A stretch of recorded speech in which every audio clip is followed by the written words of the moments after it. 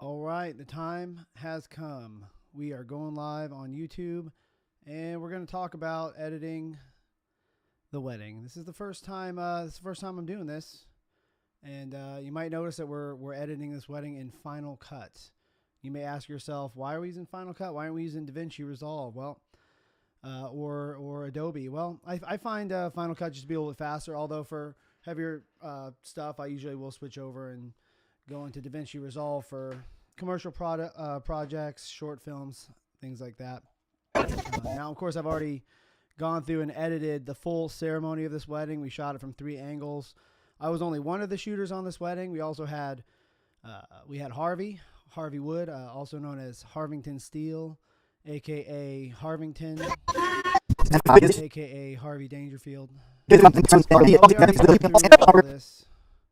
Already all finished up. Like I said, we shot this from 3 angles, and the ceremony only ended up being about 13 minutes long by the time we cut out all the riffraff. So I think that's pretty good. I'm going to go ahead and open up my control panel here, and we're going to start looking at some footage. So these are our 3 cameras that we shot with. You can see there's me and the photographer that day. I'm having a hard time recalling his name. I think it was it'll probably come up in the footage somewhere. So these are our 3 cameras anyway. So I think our A cam was our Sony A7S III or FX3. Let's see. Does this look like our A cam? No, it's not going to be that one.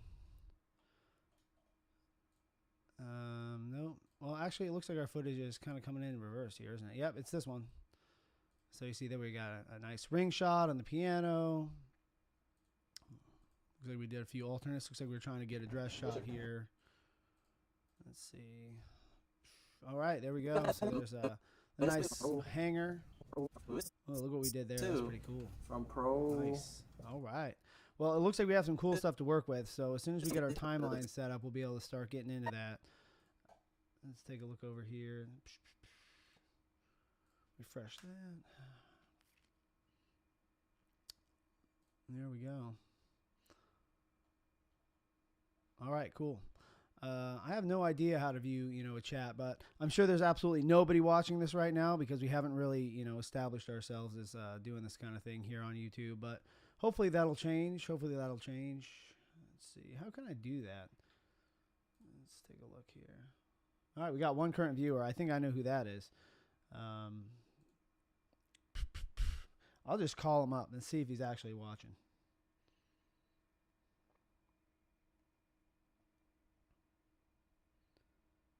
There we go. Let's see what he says.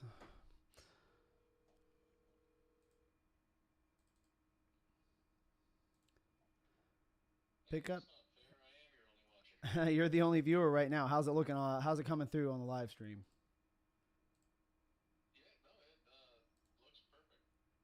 Okay, cool. I'm happy about that. You have any idea where I can go and see is there like a chat you can type into? Or there's like comments you can make, right?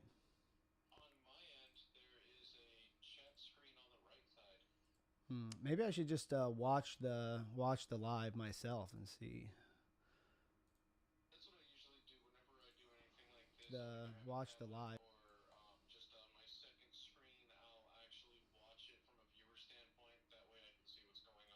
Oh, yo, there we go. Yeah, I got you. And you got a little crown and #1 in there. All right. Well, so you also shoot weddings and edit weddings. Tell me a little bit about what do you use? You use Final Cut? You use Adobe? What are you editing in most of the time for this stuff?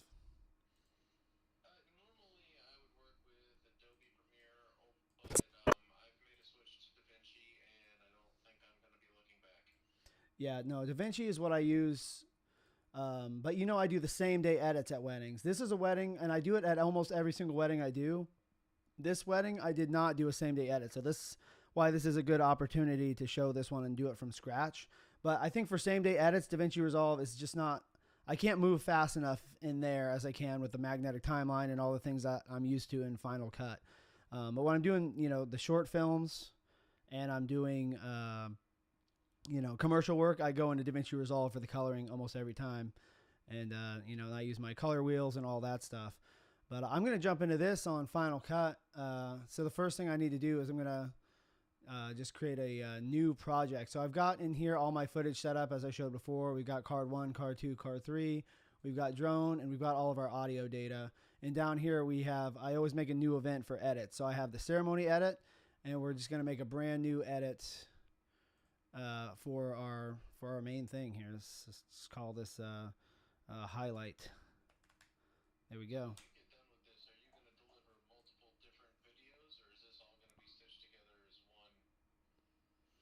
No, so I already actually delivered the full ceremony.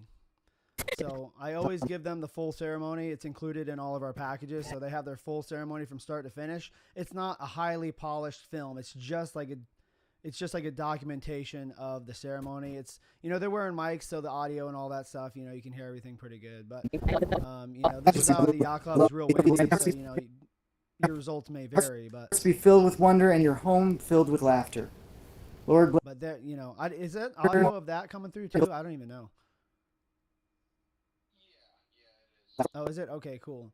Yeah, so they get their full ceremony, and then as add-ons, like they can get a full documentary edit from us, which is the full ceremony, every single formality. You know, with weddings, you have grand entrances after the ceremony, you have grand entrances, you have first dance, you have parent dances, you have speeches, you have garter, bouquet, all the stuff that you have with your wedding. They'll get that. Now, you know, some modern weddings, they're skipping the garter toss, they're skipping all that stuff. You know, cake cutting, they're still doing that, of course. And then some weddings have extra things. They'll have private last dance. You know, a lot of weddings have the sparkler exit or the bubble exit or whatever kind of exit they're talking about doing. And, you know, so if they want the documentary cut, it's just that. And it's done similar to how this ceremony is. It's just the angles kind of cut together, you know, slap a lot on it, make some minor corrections. And we just do that for the whole day. But what I'm about to make here is their like 5 to 6 minute or 6 to 8 minute, depending on, I have to look at their contract again, their highlight cut. This is like their family heirloom film. That's kind of a documentation of their whole wedding. And you know, it's going to be the pretty polished one that they'll put on social media, all that kind of stuff. What about you? What kind of stuff are you delivering for your wedding clients?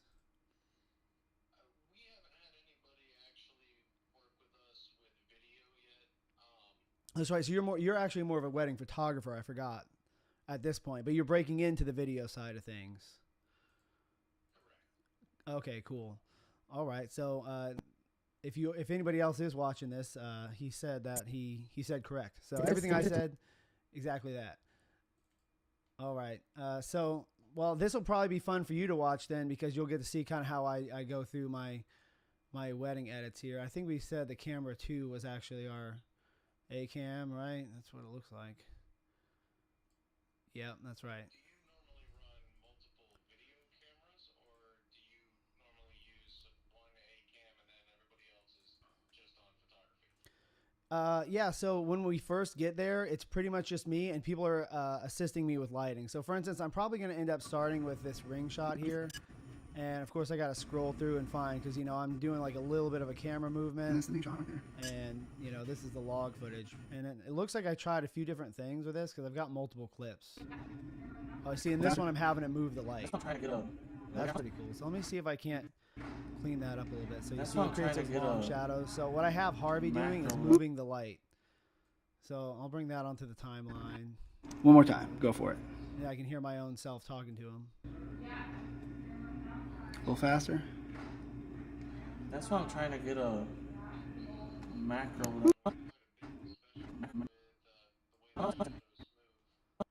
And then I'll talk a little bit about, so this is S-Log3 footage, so you can see it's a little flat. And I think that I'm actually going to change before I get too far into this, I'm going to go for a more cinematic aspect ratio. So let me jump in here and maybe we'll do this instead. There we go. So then that's going to cut off the top and bottom and give us a little bit more of a widescreen. And then I can move these more into the lower left third to kind of get my framing. And then I shot all the 60 frames per second, so all I got to do is slow that down to 40%, and it, you know, it elongates our clip by quite a bit.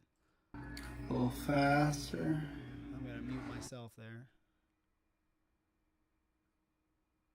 So that's pretty slow. I might actually look at one of these other takes. But before I move on, let's talk a little bit about the coloring here, because this is flat. What I do is I add a single instance of color wheels first. So in DaVinci Resolve, you know, you have the node tree. So, all your coloring's in order. Well, they're still in order of operations in Final Cut. So, for instance, before I apply the LUT, I actually want this, beneath the LUT. So now we can go in and we can use our custom LUT here. One of my favorite LUTs is from Phantom LUTs. I like the Jamaica. That's for the red Komodo. I have it in here for the A7S3 also. Let's see if I go into recent Jamaica Osmo. So you see, I have it for actually all the different camera platforms because there's my Jamaica LUT for the Komodo. Let's see if I can't find my S-Log3 LUTs. There it is right there. Boom. Oh, that's crazy looking. That's a little bit too much. So let me go back to my color wheels and make some adjustments there because it's like super contrasting. There we go. There we go. That's a pretty thick image right there. What do you think about that? So Final Cut's got a pretty decent color wheel. Looks like it's almost similar to the DaVinci style.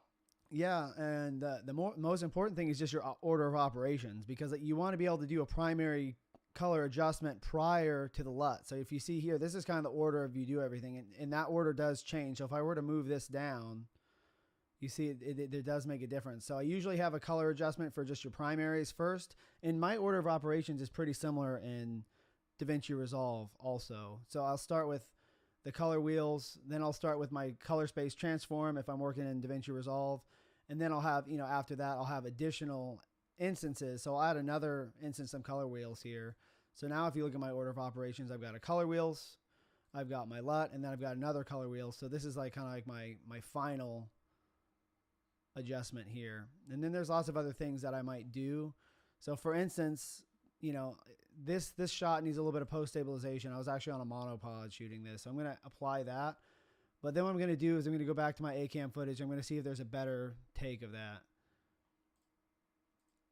It seems like that may be the only one. Oh, no, it's not. That one moves a little faster, so I'll grab that one too. You raise it up so light gets on the pianos. And that's me. That was me singing to Harvey as I was giving him instructions. Let's turn it up and listen to my beautiful singing. You raise it up so light gets on the piano. All right, you raise me up so light gets on the piano. So obviously that was a parody of I don't know what the real song's called, but you probably recognize it. So it's beautiful, and so there's obviously more of that conversation. I was just telling Harvey to, raise the light up. And this shot looks a little jittery. So light. Well, let's kill that. I don't want to hear that again. It seemed like the focus. Oh, you know what? I remember now. I switched over into manual focus on this one because as the light was changing, the camera was changing its focus without me being able to do much about it. So I think that's actually going to be the take we have to go with. And then this early ring shots, this is a lot of times where I'll put their names in here and put this somewhere near the beginning of the film. But just for illustrative purposes, I'm going to bring in another instance of this. And so once you kind of have like, I always know that with S-Log3 footage, I start with an instance of color wheels and one of those LUTs. You can come over here to the save effects preset and you can make a preset. So if I go in here and I actually type in Sony down here in my search, Sony, and go to all, you'll see I have already two different ones. I have a Sony conversions and Sony starting point. So I don't have to do that every time. I just apply that and there we go. And that gives me my color wheels and my Jamaica LUT from the Phantom LUTs there. So I did it the first time the long way around just to show it. But moving forward, all I have to do when I find a clip I like, say this one here, I bring that in, just bring my Sony conversion right in, and that's all I gotta do. There goes in my lens. There's more singing in there. I gotta mute all this. This is gonna be embarrassing. All right, and then throw a little bit of stabilization on there, and then again, this is for this, if you want to bust out a slider and all this stuff to get super smooth B-roll on these shots, you can do that. But I find shooting in 60 frames per second and then just slowing it down and adding a little bit of post stabilization gives you the same effect, and then you're giving your couple a lot more footage because you're not moving a slider around for every single shot, so you're able to move much more quickly. You see, slow that down with a little stabilization, that's buttery smooth now. Boom. And I didn't even check to see if that was the best take because I obviously went back and forth a bunch of times trying to get it. And you see probably Harvey's hand right there holding the edge of the Oh frame. yeah. So let's also look at that one. Oh yeah. Oh, that's so nice. And Yeah, so I'm big about like, you know, with weddings especially. A wedding film to me is you know, it's like a dream. So like I'm embracing flares and you know, I've got a mist filter on the lens and all that kind of stuff. So I embrace all that for this kind of thing. In fact, you'll even see that I add some flares in post and things like that. Let's take a look at this one. I'm going to mute that before I'm doing something stupid. All right, that's beautiful there. So let's go ahead and add some post stabilization on that and see what we end up with. Let's cut that back. While that's doing this thing, I'm gonna slide on over to Artlist real quick and see if I can't pick out some music for this too, because I kind of need to get a song down in there like real early on in the edit, just to kind of like, you know, have something to vibe to. You know what I mean? Know what I mean? It's usually a good way to work. I enjoy putting down a track first, at least get a feel for what I've got going on, and then I know what kind of clips I have, so it's pretty easy to line the clips up and match the beat. So my search criteria on Artlist is usually epic, love, wedding. Just put in a few search terms, and then I can start listening to some.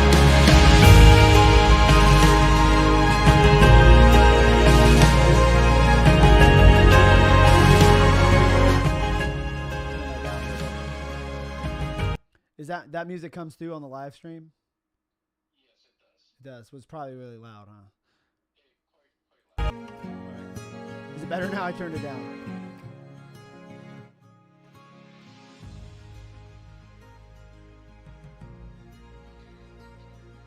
All right, so we'll keep that down for a minute. So one thing I'm looking for in these songs, and I can't show you this right now because it's in a different window, is I'm looking for peaks and valleys because that gives me a place to go in the edit. I don't want a song. If I look at the waveform, the Artlist shows you kind of what the waveform looks like. And, you know, if it's just stagnant, I don't want that.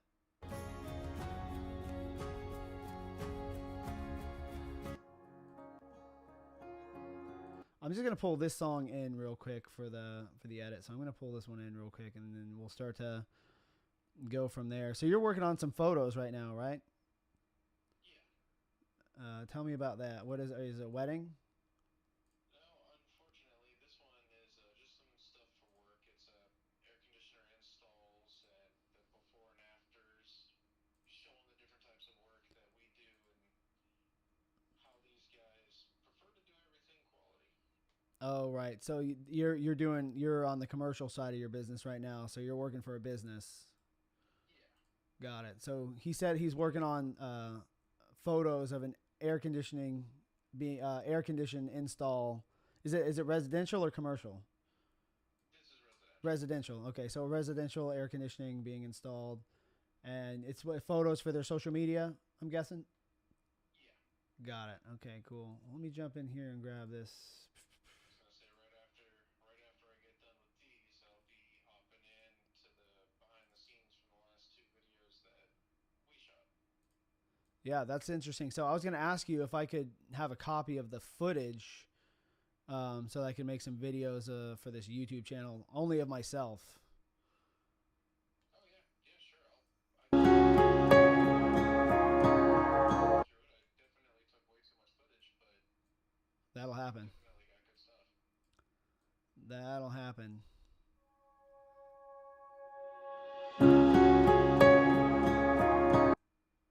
Maybe when I send this footage over to you, maybe I can come up and we can sit down together and work on some editing also. Yeah, that'd be great. So he just said that he would want to come over and do some editing over here.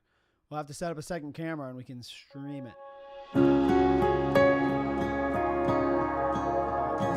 Is that music coming through the live stream there? Or it's probably a little bit delayed for you, but I've added the music onto the timeline now. Okay. It's not too loud. It's not too loud. Perfect. It's a little bit louder than you though, and I will also say that you are coming in through the left channel only, not the right. Oh, that's interesting. Let's see if I can go into my OBS settings and change that. Let me see if I can scroll down and see myself. Oh, yeah, I see that it is only the left. Let me see if I just turn that to mono or something. It's really interesting trying to hold headphones up to one ear and a cell phone up to the other ear. Yes, yes. Okay, let's see. So it only lets me choose the device, but then I get no settings for that device. Let me see. Check. Still left. Okay. I might not be able to do anything about that on the fly here. Properties. Oh, advanced audio properties. It might be in your output settings. It is kind of weird that it's on the left. Everything How about that? in stereo. Now I should be coming in through both.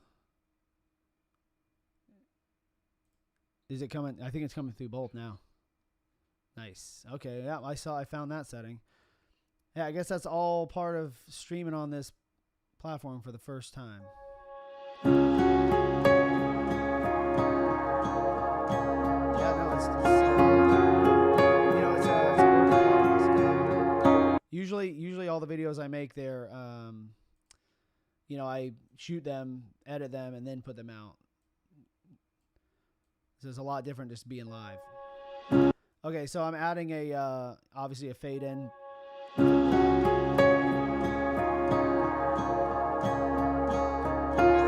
Okay, and then there's where our music kind of kicks over to another beat there. A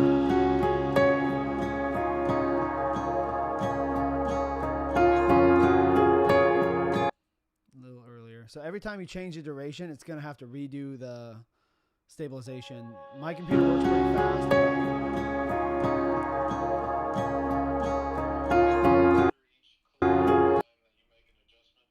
Yep, it is. It is absolutely doing that. That is something that is absolutely necessary whenever working on my computer.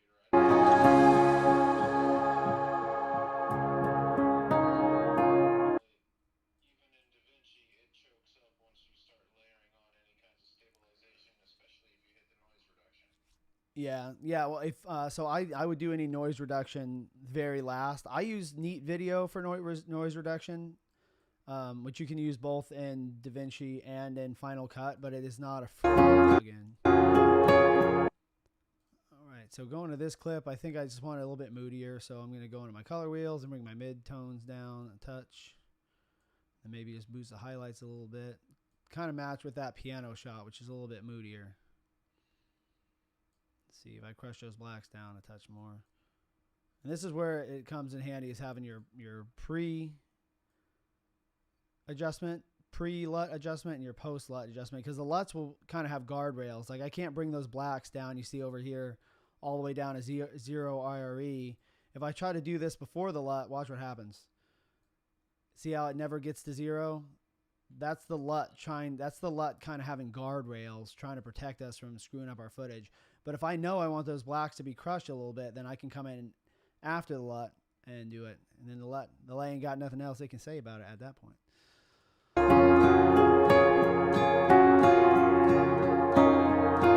All right, so we got two cool clips on the timeline now. And then, so I remember shooting this wedding, but this is a little while ago. And I wasn't, like I said, I wasn't the only shooter.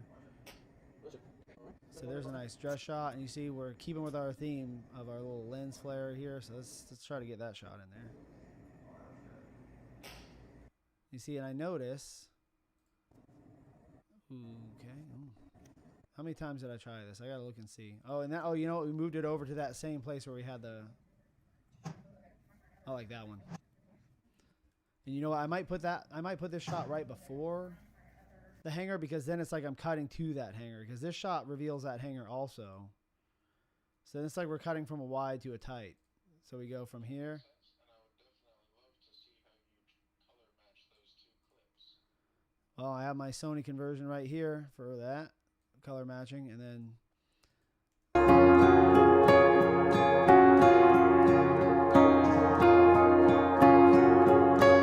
and I think we can probably cut right there. I don't need to be seeing this forever. She knows what her dress looks like. Getting a little tighter here. All right. Yeah, she'll work for light now. Let me add a little post stabilization. So it's the same thing. You're sweetening your footage up, just like you would do with audio. So I noticed this shot is a little bit contrastier than this one. So all I'll probably do is just jump in there and then, try to bring the contrast up a bit. Bring my shadows down and my highlights up a touch. All right, so we end up with that and that. Let's see, a little bit more of that. Maybe right there.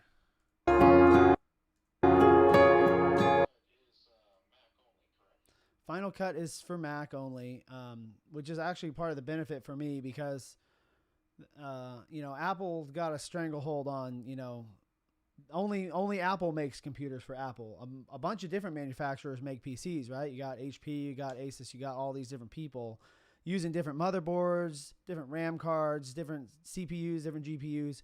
Mac knows exactly what's in all their computers. So when they design a software, they can just make it, there's not a lot of waste in the code, in other words, to accommodate all this different hardware.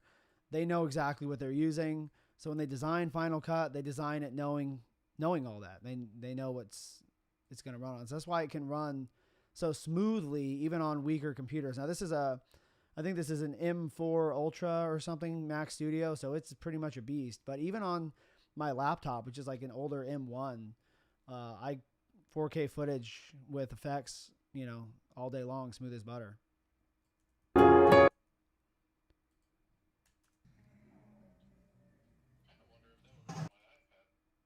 They do have a Final.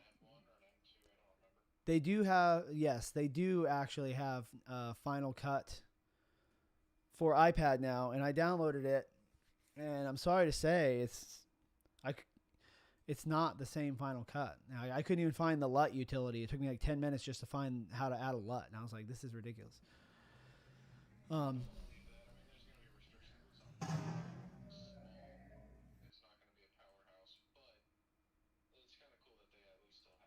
They do have it, and it'll probably get better because it's new, and the app it's crazy. The iPads can run it. I've actually edited videos on iPad before, using LumaFusion, but this was before there was such a thing as Final Cut for the iPad.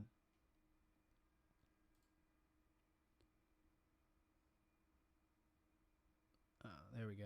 Yeah, so that's a nice little setup there. So we were going from our ring shot. Let me turn the music back on. I turned it off. So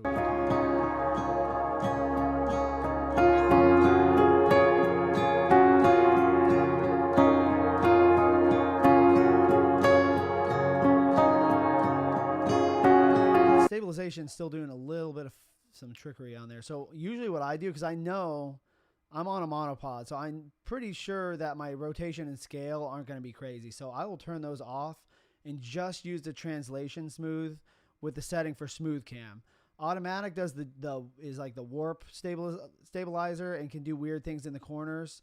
Inertia cam is kind of like a frame interpolator, or it kind of goes frame to frame. With smooth cam, I feel like it's, if your footage isn't super jittery, the smooth cam works. So that works pretty good. Similar setting that's also comparable to DaVinci. I noticed that if you're using the perspective stabilization, it has the ability to warp the footage, and it doesn't come out as nice a majority of the time, especially if you have a lot of movement in the footage.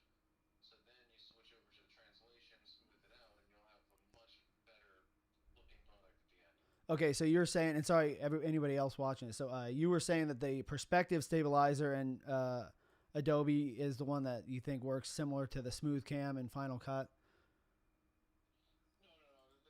Or no, which one did you say? So which one has the ability to do the warp stabilizing? Because that's what I don't like, is the warp stabilizer. I don't like the Jello. Yeah, the perspective in DaVinci, that's the one that has the ability to warp. The translation is the one that keeps everything nice and smooth. And you mentioned that you were using translation. Yes, exactly. So what he was saying is that he uses the translation smooth. So that's the one that I'm using here under the smooth cam tab is translation.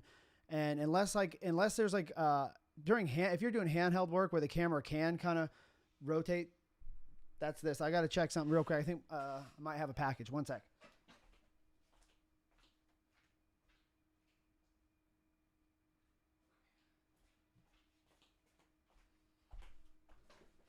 False alarm.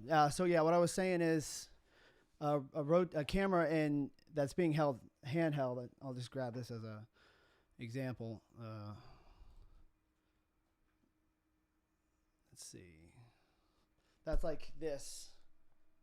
Whereas like translation is just this, up and down. If I'm on a monopod, the camera can't do this. It's locked. But it can kind of jitter around this way. So that's what I mean. That's what I mean by that. What say you we look at some of the drone footage we got that day.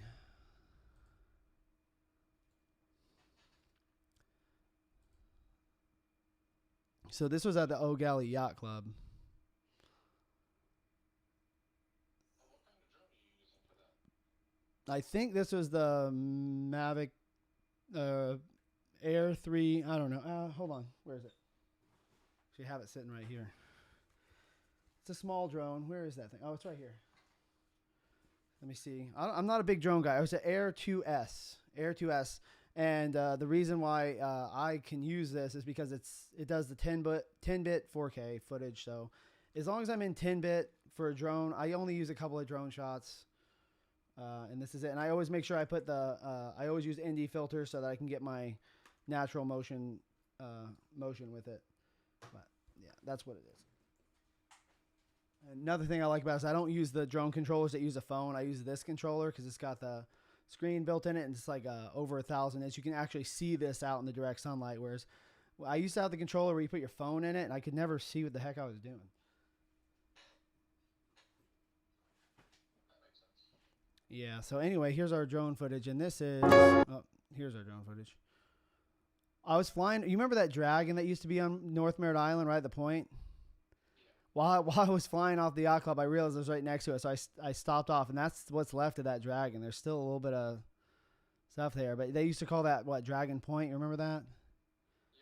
Yeah, so if you're watching this from out of town, this is like lore from our hometown. So there used to be this guy that used to live here, built this big dragon, and that's where it is. So the other thing I noticed is there's like a hamburger stand right out in the middle of the river. So like boats pull up to that and buy hamburgers? That's crazy. That dragon, there's a mansion right behind that dragon, which is also run down and abandoned. The band that I used to play in, we did our photography in that mansion for our first album. Yeah, so the mansion that's the closest to that dragon, is that where the guy who built the dragon used to live? Yeah. It is, okay. I guess he built that dragon. It was supposed to be kind of like a little getaway house for his kids. It had like a little rooms and stuff in there so the kids could go and hang out and get out of the house.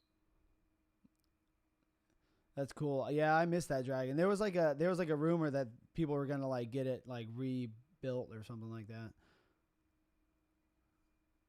I guess that's just a rumor because it's been so long now.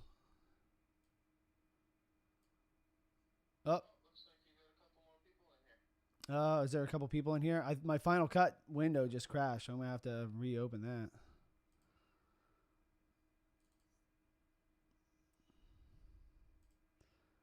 Come back, come back. How many people we got in here? Oh, we got 3 people watching. Okay. One of them's me, one of them's you, and one of them's someone else. That's great. So whoever you are, yep. Enjoy it. I can't see who it is, but I can see it says there's a 3, so. All right. This is my... So the good news is you get amazing footage and you're really good at explaining your stuff. So everybody who's going to join there is going to learn something whether they like it or not. Yeah, I appreciate that. I think I'm gonna have to restart the map capture to get that working again. Oh, we got 4 people in here now. Oh, there it's growing. So yeah, so anybody that's just joining us, we're working on this wedding. And I'm just going to reset my window capture to Final Cut because we had a crash. We crashed. There we go. All right, so let's look at where we were. Just go back to it. We had already dropped a few clips on the timeline here. We got our ring shot. Julia Jordan says hi. Julia. Oh, that's your girl. Oh, awesome. So that's your girlfriend. Tell her what's up. I was telling Trevor about the King Center thing, and he's interested in working together on that. If you guys are interested in doing that. Definitely. I know that as amazing as I am, I know that you're got a lot more skill, and it would just I have a lot to learn from you still, so it would be great to have you on board with us. So this drone footage here looks a little flat in my opinion, but I've got some tricks up my sleeve to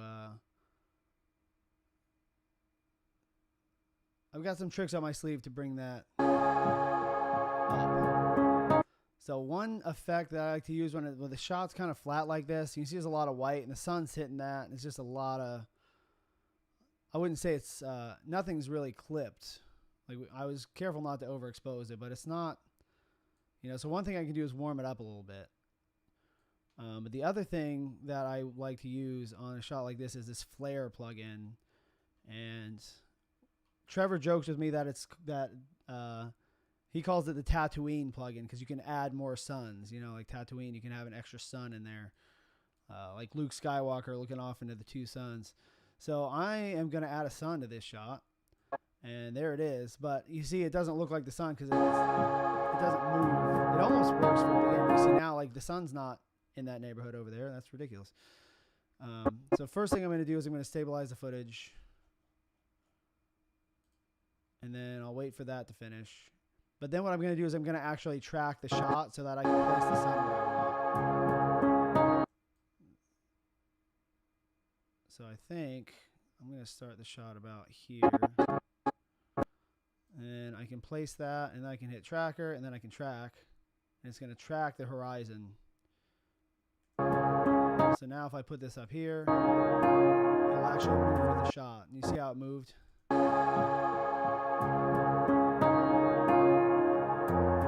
we go. Let me slow that down a little bit.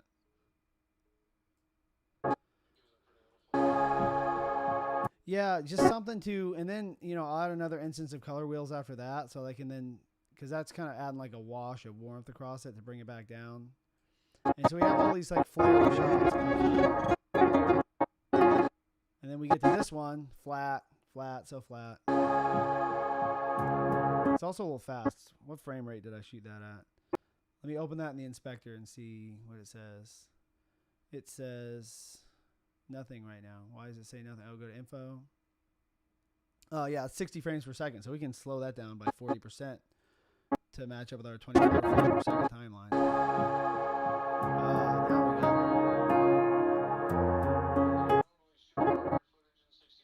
At weddings, I shoot 60 frames the whole time because then I just can roll with it, and we don't have time to be changing ND filters. So for those of you that don't know, the gentleman on the phone, Jeremy, and I have just shot the weekend before last. We were on a short film. I was the cinematographer, and he was the behind-the-scenes filmmaker. And then this past weekend, 2 days ago, we shot another short film for another director. I was the cinematographer, and he was in the camera department with me on that one. So he was, you know, we kind of floated around. You and Will both kind of were doing first AC duties and a few other things, as well as helping the gaffers out because it was an indie production, and we're all running around with like chickens with our heads cut off trying to get the thing done. But next weekend, we have another short film we're shooting. And, yeah, going from there. What was it you said right before that made me say all that? You see, you made me lose my train of thought. Sorry. What was it you were saying?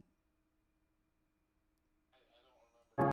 Yeah, neither of us remember. About the frames per second that you shoot. Oh, yeah. Okay, that's what got me on that. So, yeah, that's what I was saying. On that, obviously, we have to shoot 24 frames per second. We can't slow the footage down. So when we're doing each shot we're doing on the short film, it's got to be perfect. And we've had some pretty heavy scenes with actors that had to cry and all this stuff. And the last thing you want is when an actor gives you like all this performance, you're like, oh, we're out of focus, or the camera jiggle, or this or that. And, they have to cry again and again and again. And you can't do that. So everything had to be perfect. So we were on a Dana dolly for some of these shots, and we had our focus point set, and, it's 24 frames per second. So when you're shooting 24, you have to have 180 degree shutter. You can't be changing your shutter around to change your exposure, because then you're going to get weird movement. You're going to get a jittery footage. So use your ND filters for exposure, and then you also really can't use your iris too much, your f-stops or t-stops to change your exposure, because then that may change what the director's envision is. They want the background soft, so we got to shoot f2.8 or 1.4 even, depending on what it is. Or no, we need deep focus because there's more actors, so we have to be at f8 or 11. So if we can't use our shutter speed to change the exposure, and we can't use the iris, then the only thing left is to change the lighting and the ND filters, the filtration in front of the lens. So, however, at a wedding, I shot this with a couple of guys that, we're shooting everything we can, and we can't tell the bride like, oh, see your dad and seeing you in the dress for the first time again. You can't do that. So I just shoot everything at wedding 60 frames. I don't bother with NDs. I crank the shutter. I do all that stuff, because at 60 frames per second, you don't get the negatives that you do when you're shooting at 24, and those negatives are jittery footage and things like that. At 60, it's just buttery smooth. And then I just rate conform that to 24 for the delivered product. And as you can see, I don't know how this comes across through the YouTube stream, but on my end, all this stuff's pretty much great.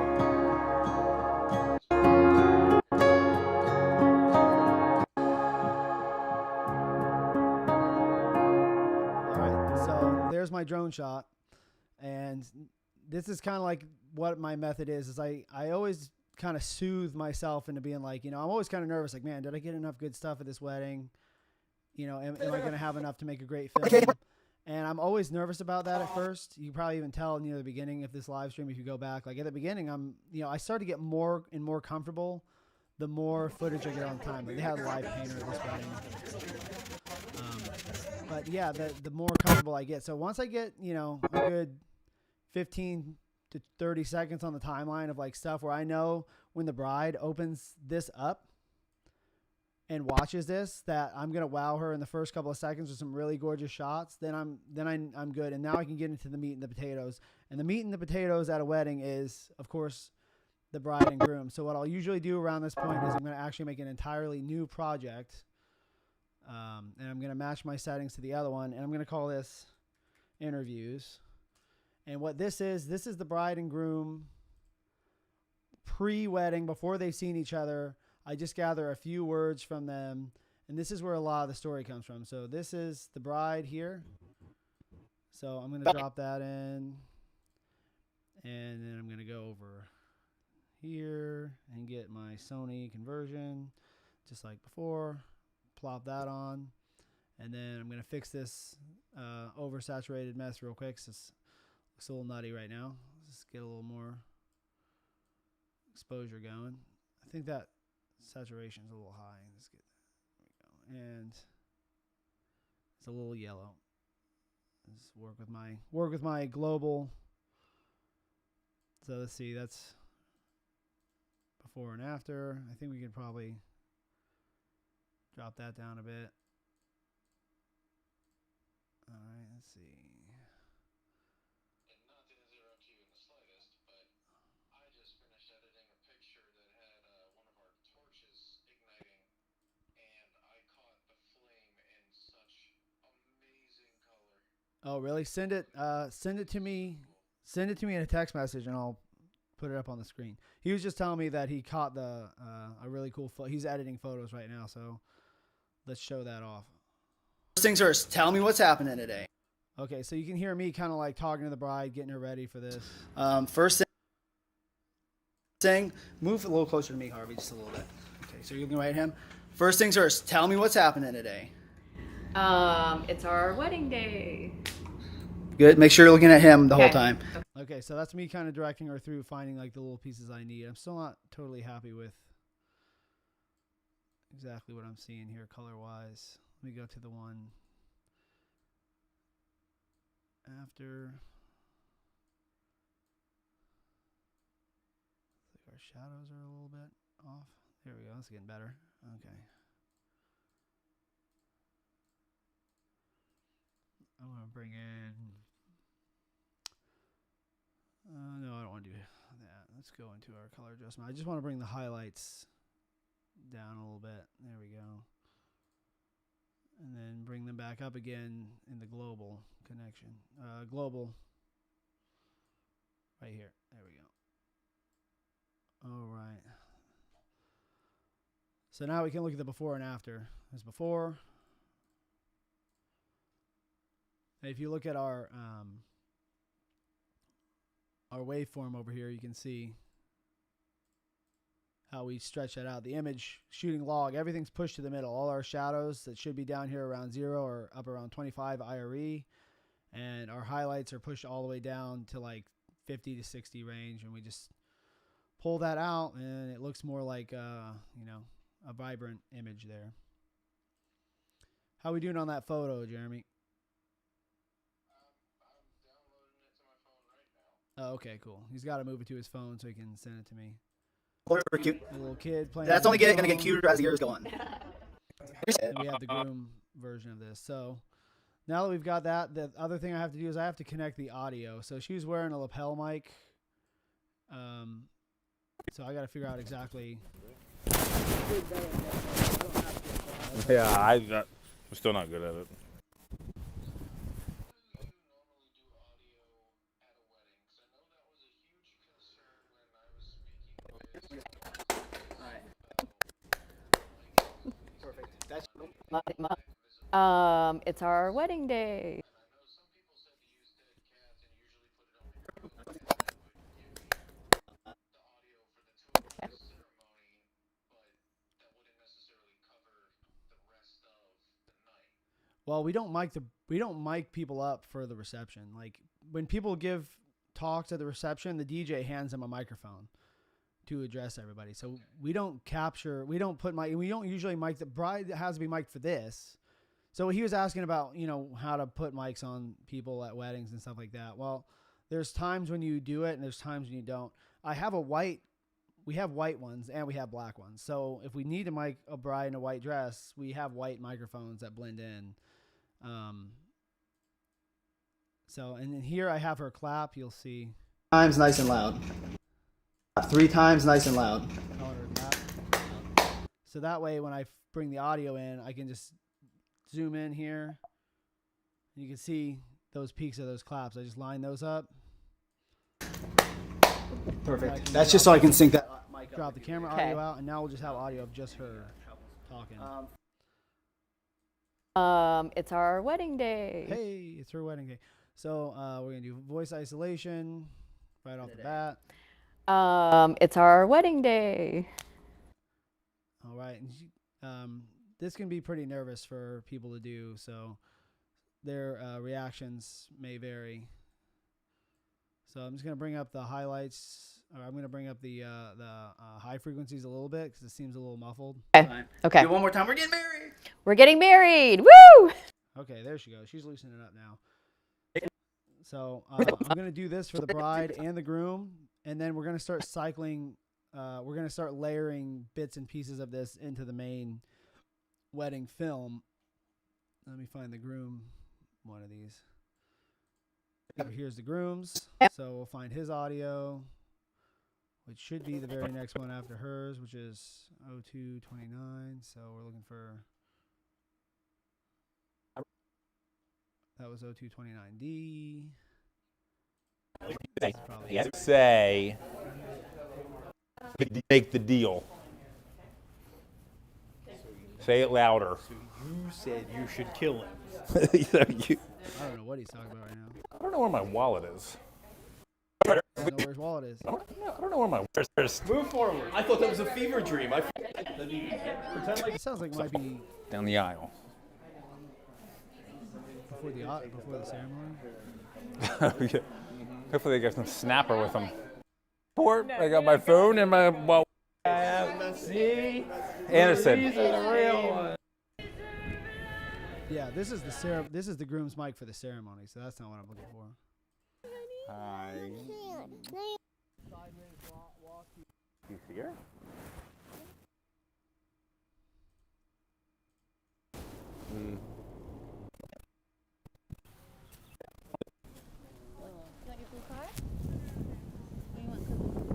If I was his age, you'd put a suit.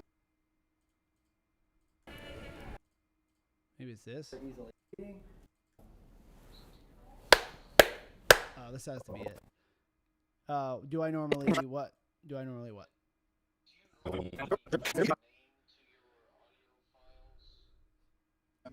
No, I mean, I don't. After a wedding, I just take every little bit of data that was captured and we back it up onto 2 hard drives and name the folder so everything is there. And then I have to do what you just saw me do, which is listen to it and figure it out what it is. And Perfect. Then layer it That's in. just gonna allow me to sync that. Now I know that's our groom audio. You're gonna look directly at him just so you have a. And as I recall, in this instance, there was like a couple of groomsmen in this that had already started drinking. So like it was tough to get them like out of the room and quiet enough to do this. Danielle and I are getting married. All right, so there's where I start. So I'm just going to delete everything prior to that. Let's bring our Sony conversion in. There we go. In this case, I feel like we did a little bit better of a job on the lighting for the groom. Not that we did a bad job for the bride. I think the room the groom was in was just a little bit better. So we have this window over here, which is lighting this side of the face. And you can see I had Harvey throw up a spotlight to get this little kicker on this side. And of course, doing all the other techniques, not, shooting into a corner, pulling them out away from the wall, doing all the things that you would normally do, things that, make an interview look nice. Danielle and I are getting married. All right, so now I have our two interviews, and my goal now is to just take every usable phrase they say and cut everything else out. So everything they say that I like, I'm going to keep. Everything they say that I don't like, I'm going to get rid of it. Okay. That's just so I can sync that. It's our wedding day. Okay, so you see, I probably wasn't too happy with that, so I think I'm just going to do it again. It's our wedding day. Good. Make sure you're looking at him the Okay. whole time. Okay. Do it one more time. We're getting married. We're getting married. So you see that you can kind of hear me directing back there. This is your chance to direct at a wedding. They're not actors, but you still have to direct a little bit. We're getting married. Woo! Tell me about who you're marrying. Tell me about who you're marrying. Yeah, no, Alex, our script supervisor on the films, he would have a hard. Well, actually, no. I was gonna say that Alex would have a hard time at a wedding, but actually, we've hired Alex at weddings lots of times. I'm marrying Doug. Yeah, Alex has worked a lot of weddings with us. So I want you to say Doug is and give me a bunch of adjectives. Okay, so I just told her, I said, I want you to say Doug is. So I give her the first 2 words. So I just say to her, I was like, I want you to start with Doug is. And then after that, I want you to give me a bunch of adjectives that you would attribute to him. And that's what she's about to do. Okay. Doug is funny, loves Marilyn, a great dad, my soulmate. Ooh, this is making me emotional. There we go. A little emotion in there. Okay. Doug. So again, we're going to keep that. We're going to cut out me talking to her because they don't want that. Funny, loves Marilyn, a great dad, my soulmate. What do you think she says right here? She says something about Marilyn. Doug is funny, loves Marilyn. He loves Marilyn. Now, is she talking about the state? Does he love? Do they love the state, Maryland? Does he love Marilyn Monroe? Because look at her hair. She's got the Marilyn Monroe thing going on a little bit.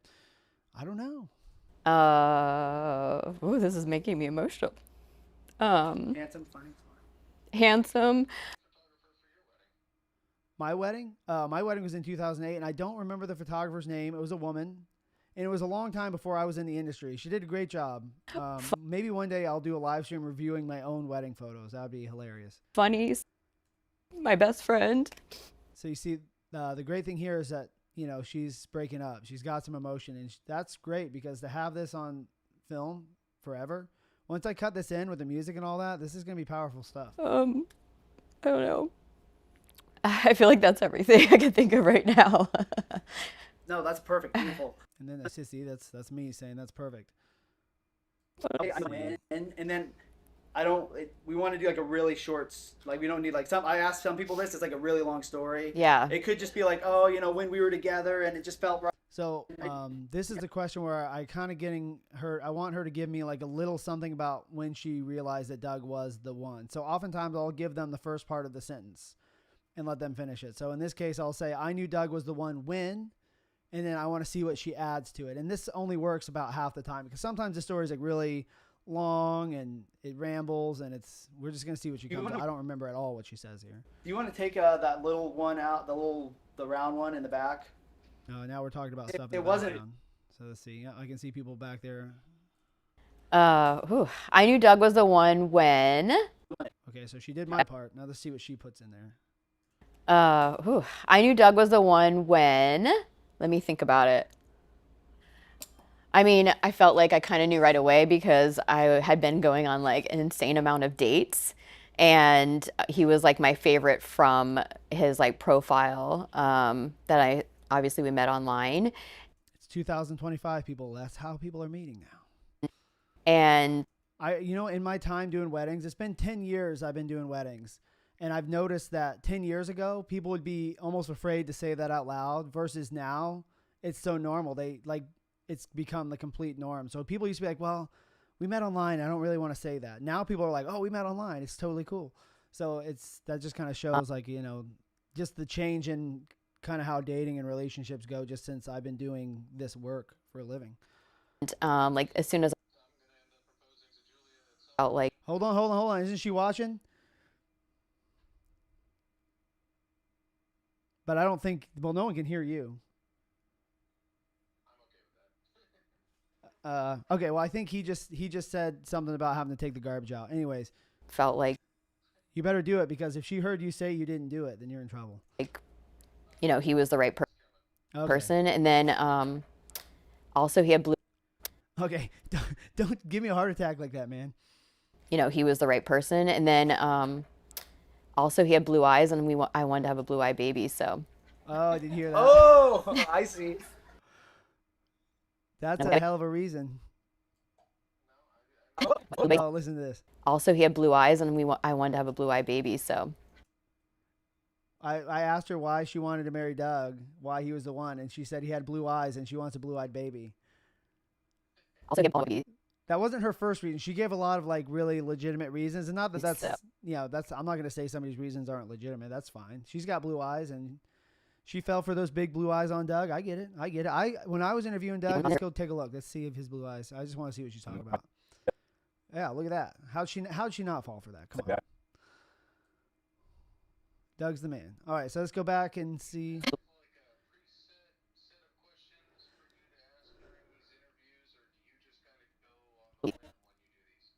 Sure. So he asked if I have a preset list of questions. It kind of evolved over time because at first I didn't.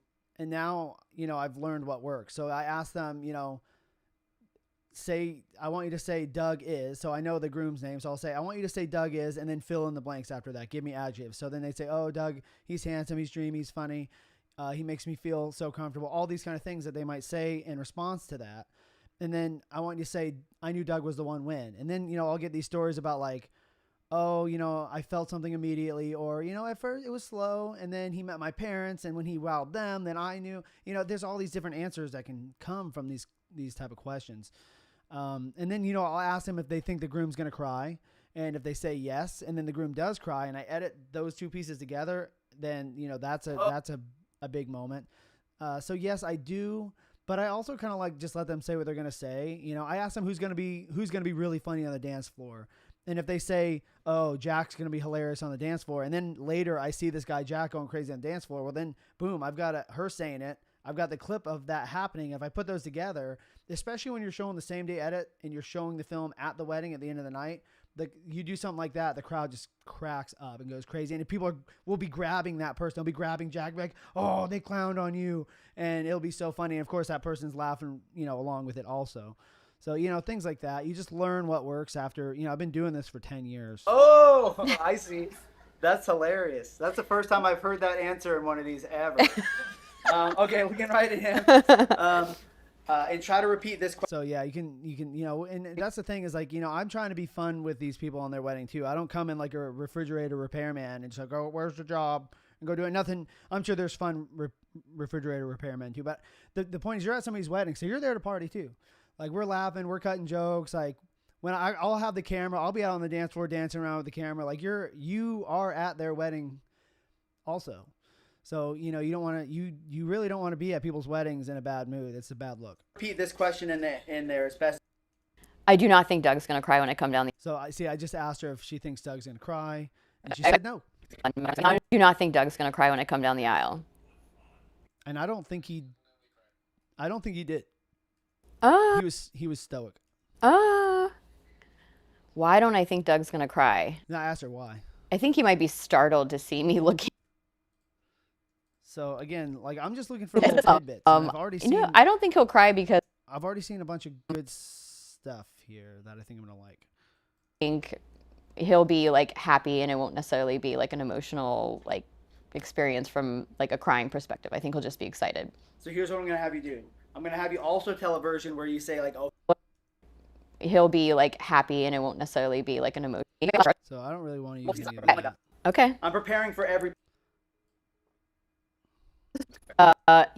Definitely Doug is gonna cry. I mean, so here I've had her say that he is gonna cry. So I said just in case, also say that he is gonna cry because, then I can create these moments later. I would cry. You did a little bit. Perfect. Okay, very last thing. All right. Let's see what else I would. we got Okay, here. last thing we're gonna be done because we're at like 2.5 minutes now. We just want to wrap this up, right? Oh my gosh, I'm so excited this day's. All right, and this is kind of her game day statement. Just like, I'm ready to get married. Let's do this. Oh my gosh, I'm so excited this day's finally here. Woo! Perfect. So now I've got all of the little moments from her that I think I might want. I'm going to create a compound clip like that. All right. There we go. So we've got interview clip number 1, and now we're going to do the same thing for the groom. Danielle and I are getting married. All right, Doug. He's coming right out of the gate. The person I'm marrying. Let's start with the name. Oh, okay. Well, hold on. Which Like, one am I marrying again? no, but I mean Trying just to warm like him up how. into it here. Let's see. Yeah. Today I'm most excited just to, well, obviously my best friend. Okay, I skipped over something important. Yeah, Danielle is. Okay, that's what I want. Him talking about Danielle. So that's. Danielle is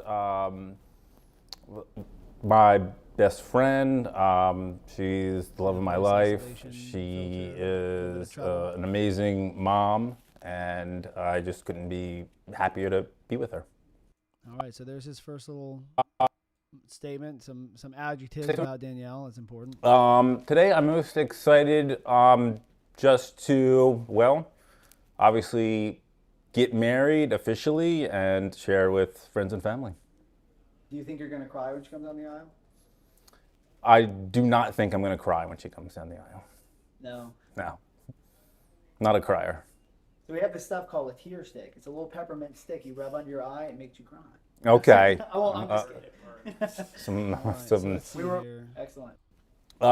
Today I'm most excited. So I asked him what he's most excited about. So this. Today I'm most excited just to, well, obviously get married officially and share with friends and family.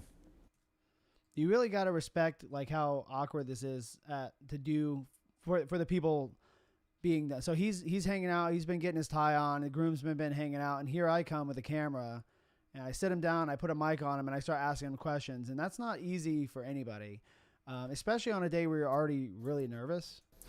I do not think I'm going to cry when she comes. This is funny because she also said the same thing. So it's funny. I find this all the time where I'll ask the bride something and I'll ask the groom something and their questions will line up. And then sometimes they have complete opposite answers. And that's funny. And you can use both those in an edit. So if I put them both agreeing on something in the edit, that's good. But if I put them disagreeing on something, especially if it's something trivial, not something to fight about, but if they say something about their favorite sports team and then the other one says their favorite sports team is that sports team's rival, and we put that in the video, that can be hilarious, especially when you're showing the film. If you're doing a same day edit, the people will eat that up. And it's not, a real, if there was like some real marital issue that came up in one of these interviews, obviously you have to not use that. But I've not really had that issue before. I'll cry when she comes down the aisle. Okay. I'm just kidding. some We were just on the set of a horror film, and the actress just had the. some Hollywood tricks maybe. That's what. Yeah, Take it's some of called that. tear stick. He's talking about how he's like, how are you going to make me look good? And I just told him, don't worry Who's about gonna it. We got the tricks. The funniest person on the. The real trick is he just kind of already looks good anyways. I've seen it one time, and it's just a lot of like lashing out and some kicking and punching, and I have no this idea is what you're after talking about he's right had a lot to drink, though. So we'll see how that goes. I have no idea what he's talking about right there. And this is after he's had a lot to drink, though. He's talking about one of the groomsmen. I've seen it one time, and it's just a very I think I asked him who was going to be hilarious at the wedding, and he's talking about one of the guys. probably my brother Scott. His brother Scott. That's who he's talking about. So he's talking punching and kicking. He's not talking about the groom. He's talking about his brother Scott. Probably my brother Scott. Yeah, tell me a little bit about how Scott dances. I've seen it one time, and it's just a very Oh, he's talking about how he dances. Oh, that's hilarious. So we're going to keep that. how that goes. And we'll see if there's any footage of his brother dancing like kind of stupid and put that in to kind of back him up, and that'll be really funny. And their family, when they watch this video, they'll think that's funny. I think I knew pretty quickly. This is when I asked him when he knew Danielle was the one. I think I knew pretty quickly. I just never met anybody I felt so compatible with, and I could tell that pretty early on. You could tell he's talking about just being comfortable with her right from the start. That's great. What? Pump it up. Really? Yeah, just however you. No. You hear me clowning in the background there. No. Let's get. I'm excited to get married. Okay, I just told him, I was like, hey, I want your game day statement. I'm getting married. What? Pump it up big, and then we'll see what he did. I'm excited to get married. I'm ready to go. All right, perfect. Okay. All right, he's ready to go. All right, so now we have all the assets we need from both the bride and the groom to start carving out a little story about them. So I'll make a compound clip of him, and then what we're gonna do is we're gonna take that over, and we're gonna start layering it into our highlight film. So I'm just gonna refresh my memory a little bit about what we got so far.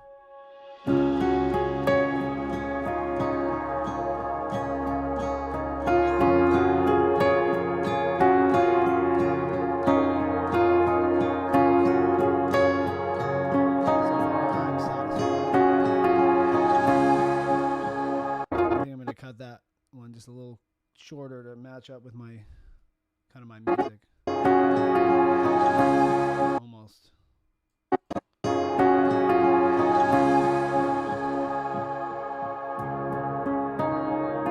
All right, here's the trick. You just take that interview portion and you just drop it in here.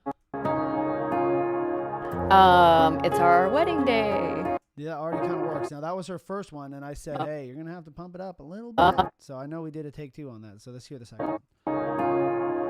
We're getting married. Woo! There we go. That's the one. And we just want to make sure that that little jump cut's not in there. So just trim that out. There we go. We're getting married. Woo! Woo! Woo! All right, so now we have the choice to either go to some of the groom, or we can go to some more B-roll. So she says she's getting married, so that's an opportunity we can show like more wedding things. And I'm just gonna scroll through and see what kind of stuff happens. Now, there's I either go one of two ways at this point. I'll either start showing some more of like the getting ready of the wedding. That's the mom and her.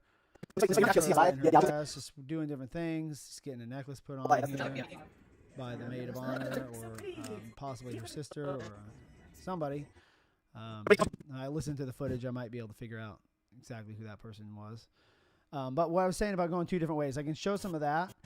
And here's some stuff of them together. Now, this is after the ceremony. We've got some kissing. We've got some walking around in the park. And I will either hold all of that back until after you may kiss the bride, or I will embrace it and start using some of it early on. We don't have to show the wedding in order. We can start to show a little bit of this. So if she says, Woo! we're getting married, woo, and we'll show a shot of them walking. So I'll just put that in there to show you kind of like how that works in the context of an edit. In the moment where it works, and drop my audio out. So you can kind of see how Woo! that would work. And then we, of course, we clean that footage up a little bit and color it a little bit better and frame it, recomp it. Probably something like that. Or, like I said before, we can go back into the pre-wedding stuff, which is, I think, the direction I'm going to actually go right now. So we got somebody doing the buttons on the back of her dress. That's a good shot to cut to.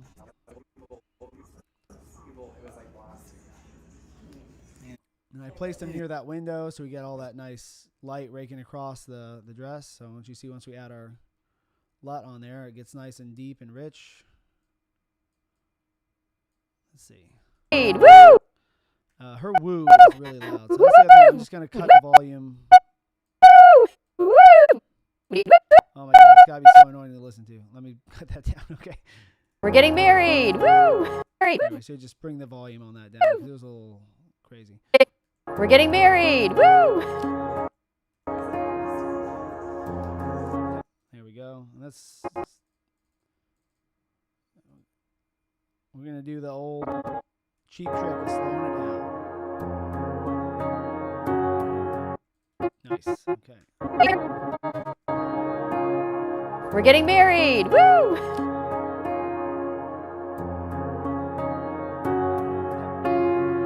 I'm marrying. Okay, so now we have her coming back in. I'm marrying Doug. I'm marrying. So we can cut her out of there.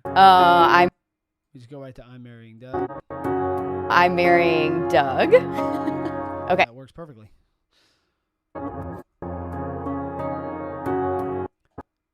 I'm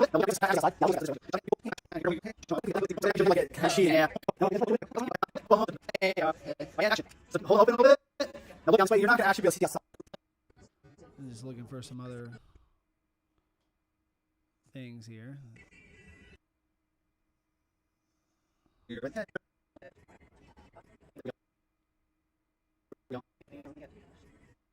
I want you to help her.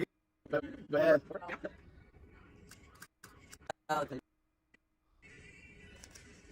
There we go. I'm bringing it to her. Let's do the necklace. There we go. I'm bringing. We don't have to show all of it. And let's see what that looks like. There we go.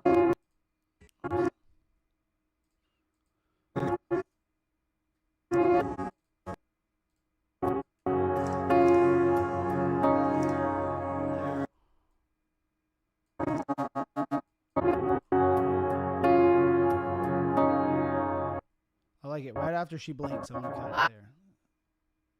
Like a nice natural ending point for the clip. Beautiful. All right, and then we'll just recomp that a little bit. We get this nice light from the window again. It's the same window here. I'm just moved around the other side. So you get the twinkle in her eye. And I've only applied the LUT. I haven't really played around with this yet. We'll probably just warm it up a little bit. You know, it's a wedding. It's a wedding. It's got to look a little bit. It's nice to have the contrast, but it's, you know.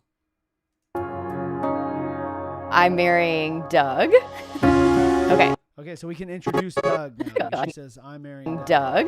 Well, we want to keep as much of that giggle as possible, but then the cut happens there, so we're going to cut right there. I'm marrying Doug.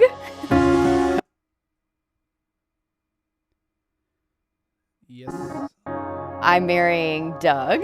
Okay. You certainly are. Okay, so now we can introduce Doug. So we can either introduce Doug in his interview, but I always get there's always a shot I really love to get, and it's of him with the guys. Yeah, they're helping him get dressed. Put it on the man. Let's move this. Here we go. So that's probably a good place to right there. So let's just try that. So go ahead, start putting that jacket on. There we go. Put it on that man. Put it on the man. The lighting right here is great. I love this moodiness. You can hear, There we go. You can hear old me as I direct him through. So let's see. Uh-oh, we got our beach ball going. What's going to happen? Oh, there we go. There we go. Put it on that man. Put it on the man. The lighting right here. Okay, I'm obviously going to delete my voice there. I'm marrying Doug.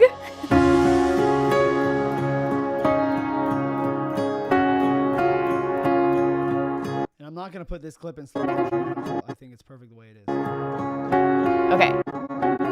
I like how he throws his hands at the end there. That's going to be my cue to cut.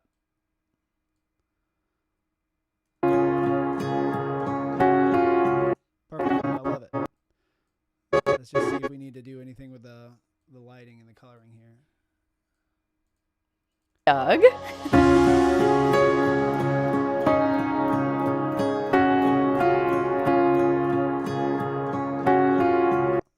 It's like, it reminds me of like a mob boss when he throws his hands like that. It's cool. Okay.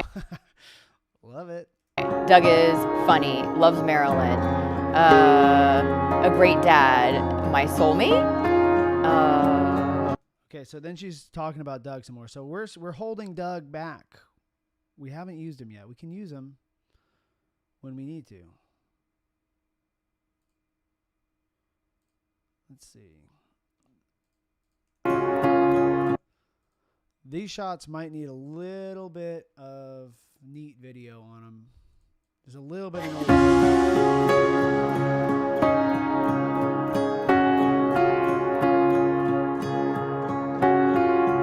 Great. So let's start from the beginning and see where we are with this film. I'm gonna add their names.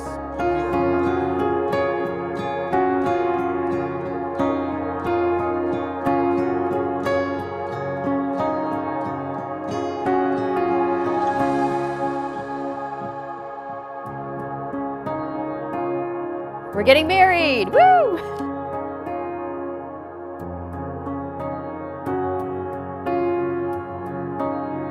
I'm marrying Doug.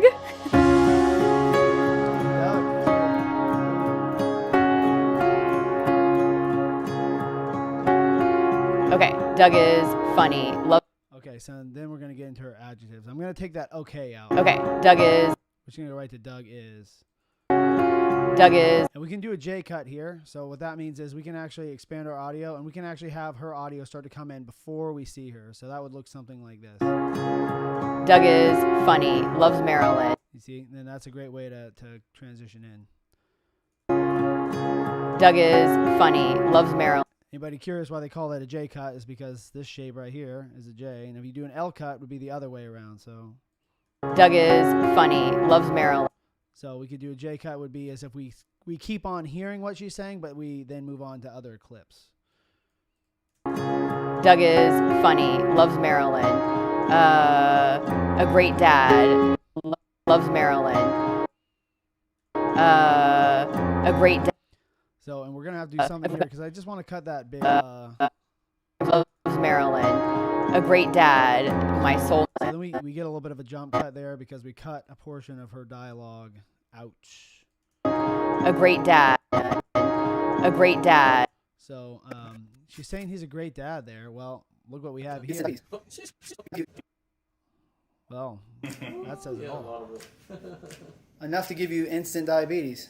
Uh-oh, instant diabetes. We're talking about, I think, we're talking about eating candy. All right, so let's put our LUT on there. It's always interesting to hear the crazy things we're talking about while we're filming this stuff. Talking either me and the crew or me and and the guests, the groomsmen, the bridal party, the bride and groom themselves, the parents, anybody who happens to be there, or other vendors. Because, like, you know, I've been doing this for 10 years. I might be talking to the officiant that I've seen at a million other weddings, you know. A great dad. Oh my God. Are you guys serious right now? Look at this. Tell me they're not going to cry when they see this. Marilyn. A great dad. My soulmate. Oh my God.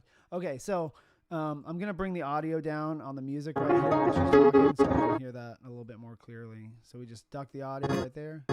Doug is funny. Loves Marilyn. A great dad. My soulmate. Ooh, this is making me emotional. And then I'm going to cut her and we're going to go right to this is making me emotional. Ooh, this is making me emotional. We're going to show that emotion. We shan't waste it.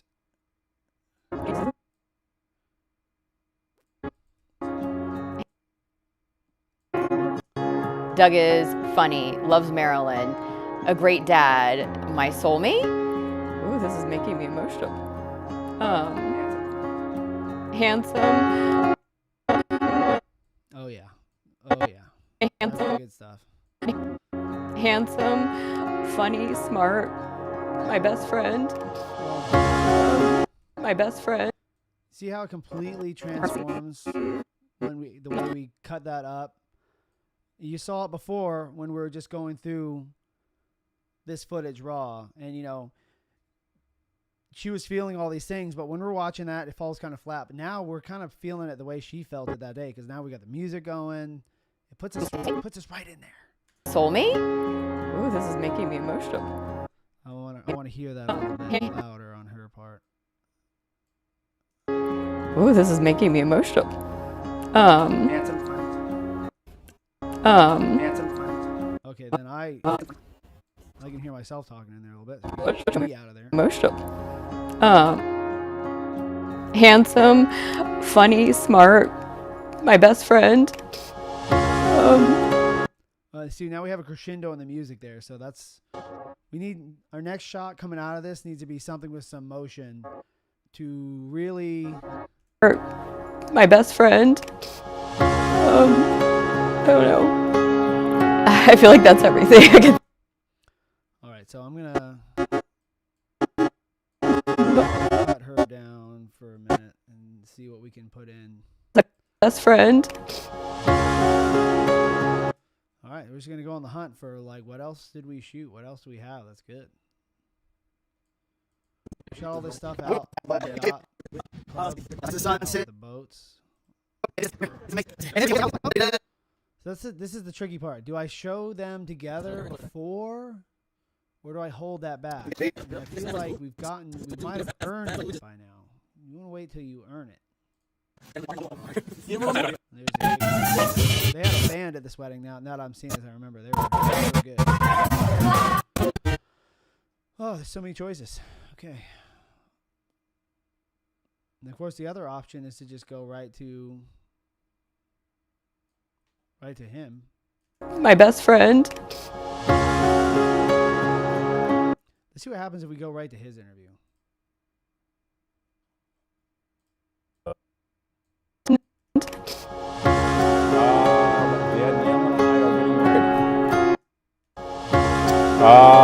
Danielle and I are getting married. We could use a transition shot. Now, I'm not a big drone guy, like I said before. But as a transition between two moments, boom. Drop another drone shot in there. Let me see if I have an Osmo setting, because it's the same. Yeah, let's try that. Let's make that drone footage look as good as can be. Warm it up a little bit. Get some contrast going. There we go. There we go.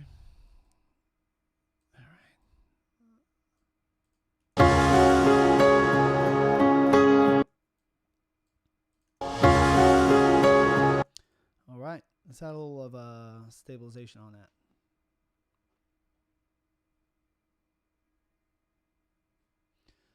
The video volume is louder than my voice. Let's see what I can do about that in OBS.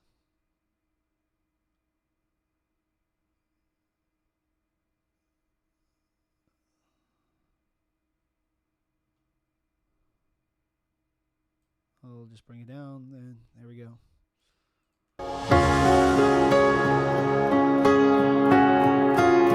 Oh, that looks great.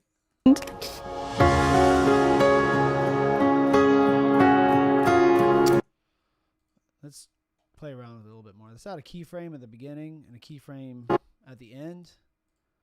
And then at the end, let's zoom it in. So we get this pan by, but then also this zoom at the same time. See what that looks like. That's more like kineticism to the shots, a little bit more energetic.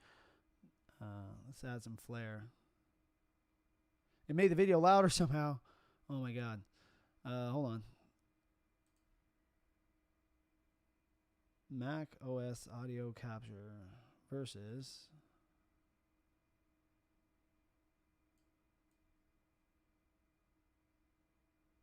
okay, what if I do that?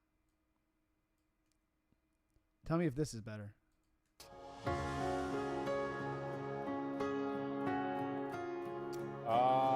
Danielle and I are getting married. Danielle is Okay, he is talking pretty loud there though. And then my levels, okay, that should be better, right?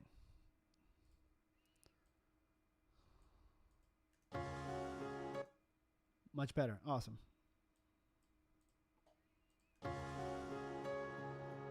Let's add one of our flare effects in there.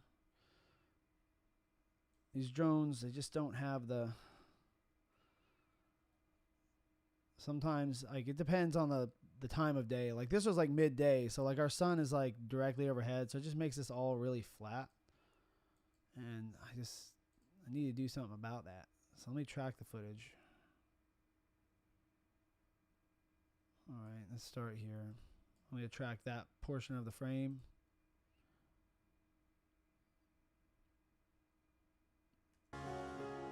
Great, and then I'm going to move that way off screen. So it's like the sun's coming in from back there. And then I'm going to bring the level of it way down.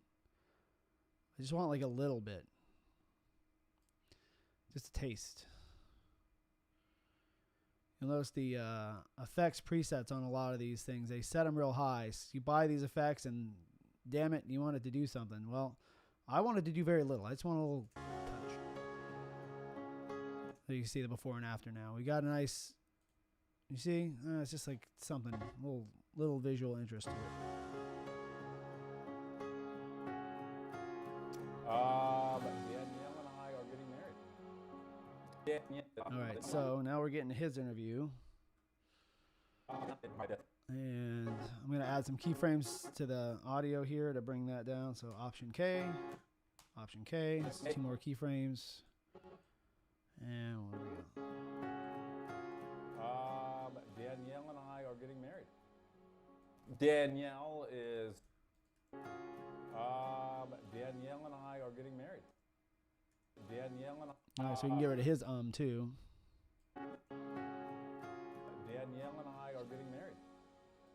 Danielle is Of course, we could just go right to that. Danielle is Let's do another J cut there. Danielle is Now like that. my best friend. She's the love of my life. She is an amazing mom, and I just couldn't be happier to be with her. Today I'm most excited. Okay, that's pretty good.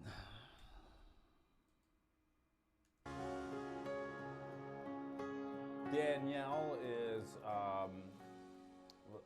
my best friend. She's the love of my life. She is an amazing mom, and I just couldn't be happier to be with her. All right, beautiful. So I'm going to start it over, and I'm going to add our names here while we're back at the beginning. So we're just going to go to our title generators. just going to use the basic one because if I want to do any fades or anything like that, I'll just do that myself. I don't need to. I don't want to tie myself down. All right, so she spells her name Danielle. Oh, here's my problem. I'm just pushing buttons out here. Danielle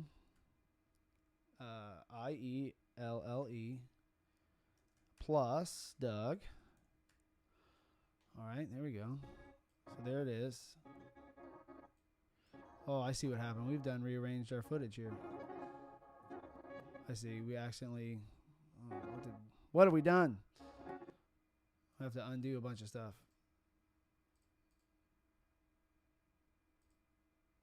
Undo a pin to storyline. That's what I must have messed up. Yeah. Nope, it's still there. Undo overwrite. Hey, there it is.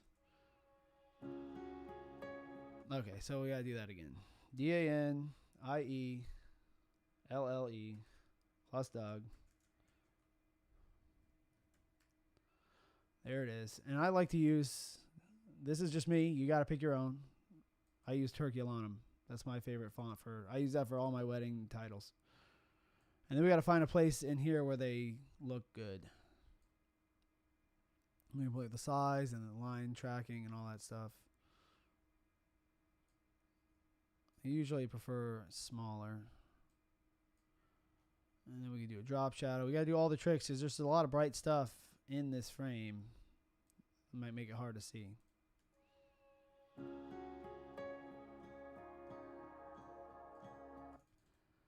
Let's have it fade in.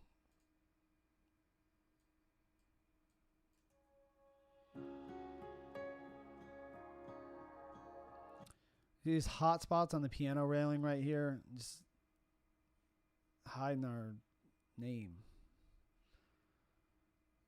Try it over here. Here's one trick we can do. If we put it over here, we can open up a new instance of color wheels, and then we can add a mask, a shape mask, just here, around where that name's going to be, and we can bring the highlights in that area down. And then we can feather the edge so it's not super noticeable. Let's see how that looks.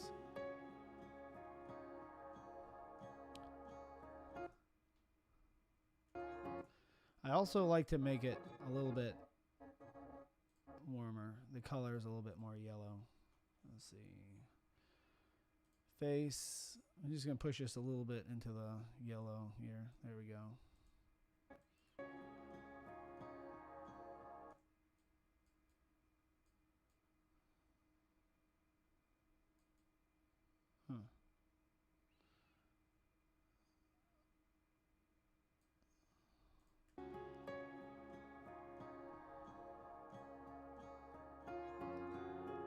Alright, and then we want those to go away.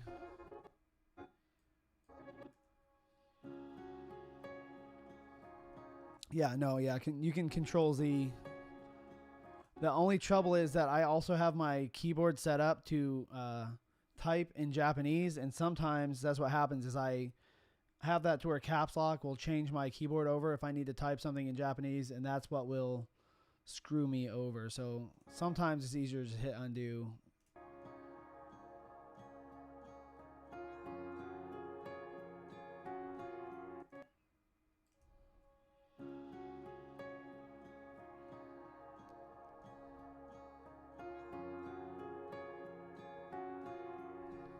All right, now that I've gotten into doing shape masks over here, that's when all hell breaks loose, because then it's like, oh, well, let's add a shape mask, and let's make sure that the highlights on the rings are nice and bright. So I'm going to add a little extra brightness right around the rings, and then we can start going crazy. So we got to be careful with this. We don't want to go crazy.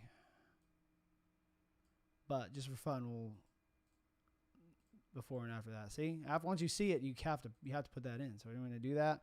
And then I've noticed that I've got a few specular highlights going above 100 IRE. So I'm going to come over here and watch what happens when we apply this next plugin. It's called Broadcast Safe. It's going to clip all the data above 100 off. Some monitors and stuff that have the ability to oversaturate, that will cause a problem for us. So once I drop this on, boom, check it out. Nothing over 100 IRE. In 99% of cases, that won't really make a difference. Do your black magic wheels still work? No, they don't. No, it sucks. So he's talking about these. Let me switch over to my monitor so I can see if I'm actually showing you what I'm talking about. This is my control surface for my DaVinci Resolve, and these allow me to do color wheels. I can move it in the highlights to the warmer and the midtones, warmer. This is your levels, and it really makes it great because really the benefit is that I could have one hand on my highlights, one hand on my midtones, and I could be turning both at the same time to find that balance. That's the real benefit to having these versus just a mouse. You can only touch one thing at a time. But no, that control surface does not work in Final Cut. That control surface only works in DaVinci Resolve, which really sucks. So yeah, I'm having to do when I do weddings, I don't get into heavy color grading. I try to shoot it really well, and I try to so all I got to do is really apply a lot and just a little bit. Versus what he and I were just doing. We were just on a film set shooting. We just shot 2 short films back to back, and we have another one this weekend. And those I'm shooting. We were shooting anamorphic for one of them, and I was shooting raw. Those are going to require a lot of work in DaVinci Resolve to get those up to, up to where we want them. This is a wedding. This is supposed to, still look pretty natural. We're not doing anything crazy. These shots are about as crazy as we get, and even these, I'm just going to warm them up just a little bit. Just find the balance. Take the green out of the shadows just a touch. There we go. So, that's about the extent of it for weddings. We're not going crazy on that stuff. I think a lot of people, there'd be some people that would like that, and I think there'd be a lot of people that wouldn't like crazy looks for their weddings like this. So you got to go for the natural look. Look at that. Oh, my God. Oh, yeah, we're going to watch this thing, see where we're at, because we're already past a minute now.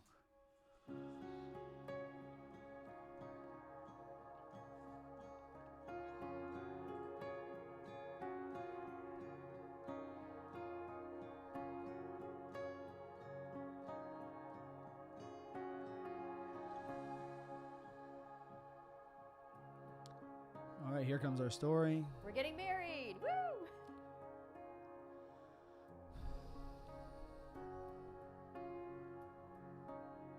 I'm marrying Doug.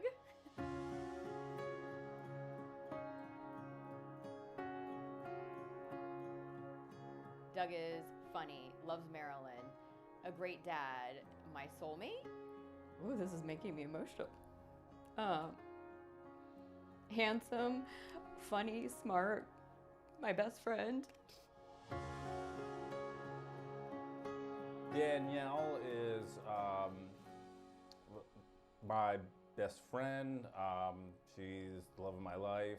She is an amazing mom, and I just couldn't be happier to be with her.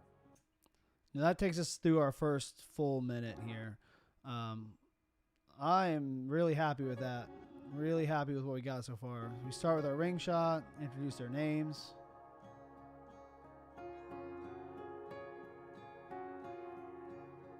A nice shot of the dress. We had Harvey put that light back there, so I said, Harvey, just run that back. And this was a decoration that we actually pulled out. I'm going to do a quick bit of maintenance here real fast. Let's see. I'm just going to... our render files are getting out of hand, so I'm going to delete the render files real quick. Just the unused ones. Free up some space. Okay. So, yeah, had Harvey run back there. We brought this. This was leaned up against a wall, and I think it was something the officiant brought that was part of the ceremony. And I said, hey, you'll be able to get when I move the camera, the light will be able to peek out, and that's how you get that slash, and then it hides again, so you get that in and out. I'm real happy with that. We moved to our drone shot. We're getting married. Woo!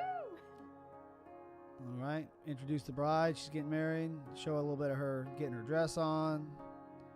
I'm marrying Doug. Introduce Doug. Here comes Doug. Look at that. Him and the groomsmen getting ready.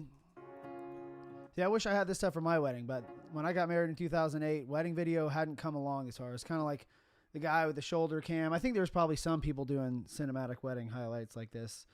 at the time, but I just have to remember it. I got a good memory, so I'm good. Doug is funny, loves Marilyn, a great dad. Come on, guys. Seriously. Like, she's talking about him being a great dad. We cut right to this. Great dad, with the lighting from the window.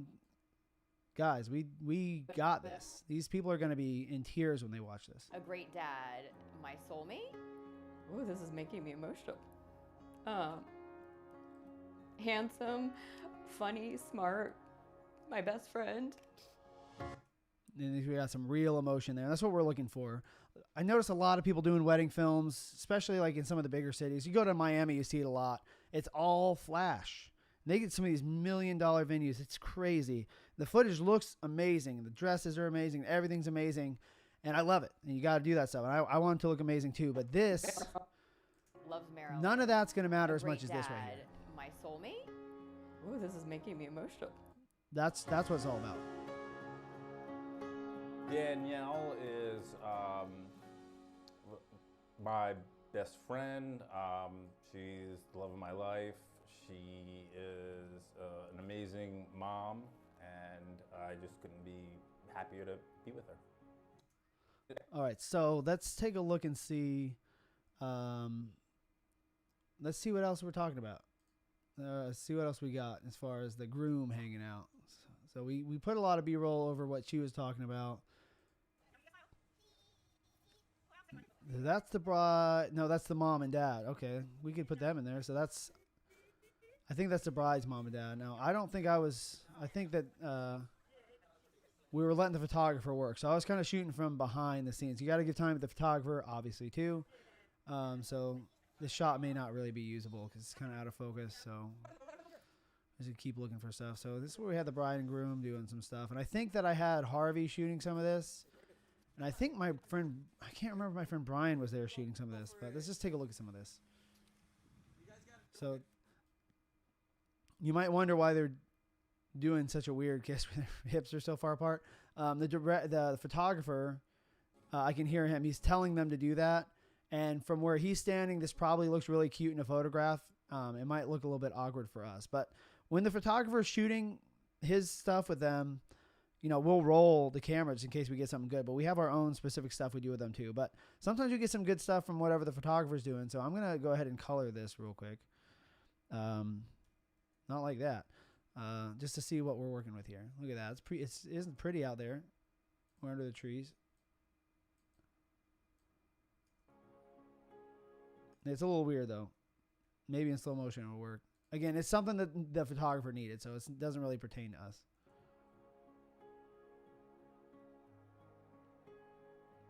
Okay.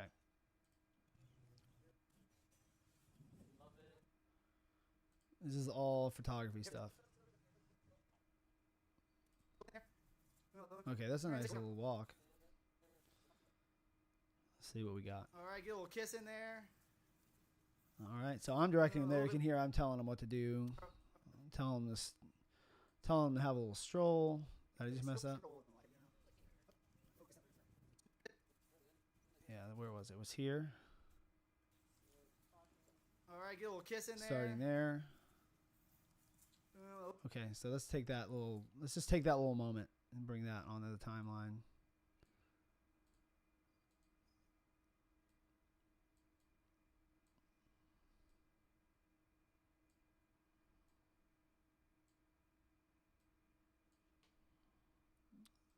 See what it looks like when we work a little slow motion in there.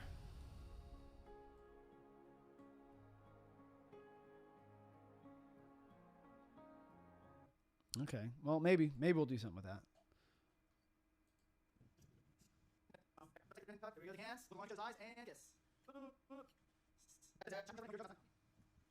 Okay, this is one I usually do. So this is one for me. So I start down here. Here we go. Take hands. Look long into each other's eyes and kiss. Boom. They're short kissers. This couple's short kissers. They're not going crazy. So you get both. You get people that they're really going for it. You get some people that are the short kissers. So far these people they're the short kissers. It's cool. It's cute. Here we go. Take hands. Get all the different kinds. Look long into each other's eyes and kiss. Boom. All right. Obviously, we don't need my commentary in there, so I'll delete that. Let's see what we're dealing with. I think I'll start right as her hands start to come up. Yeah, we'll bring it in right there. With her.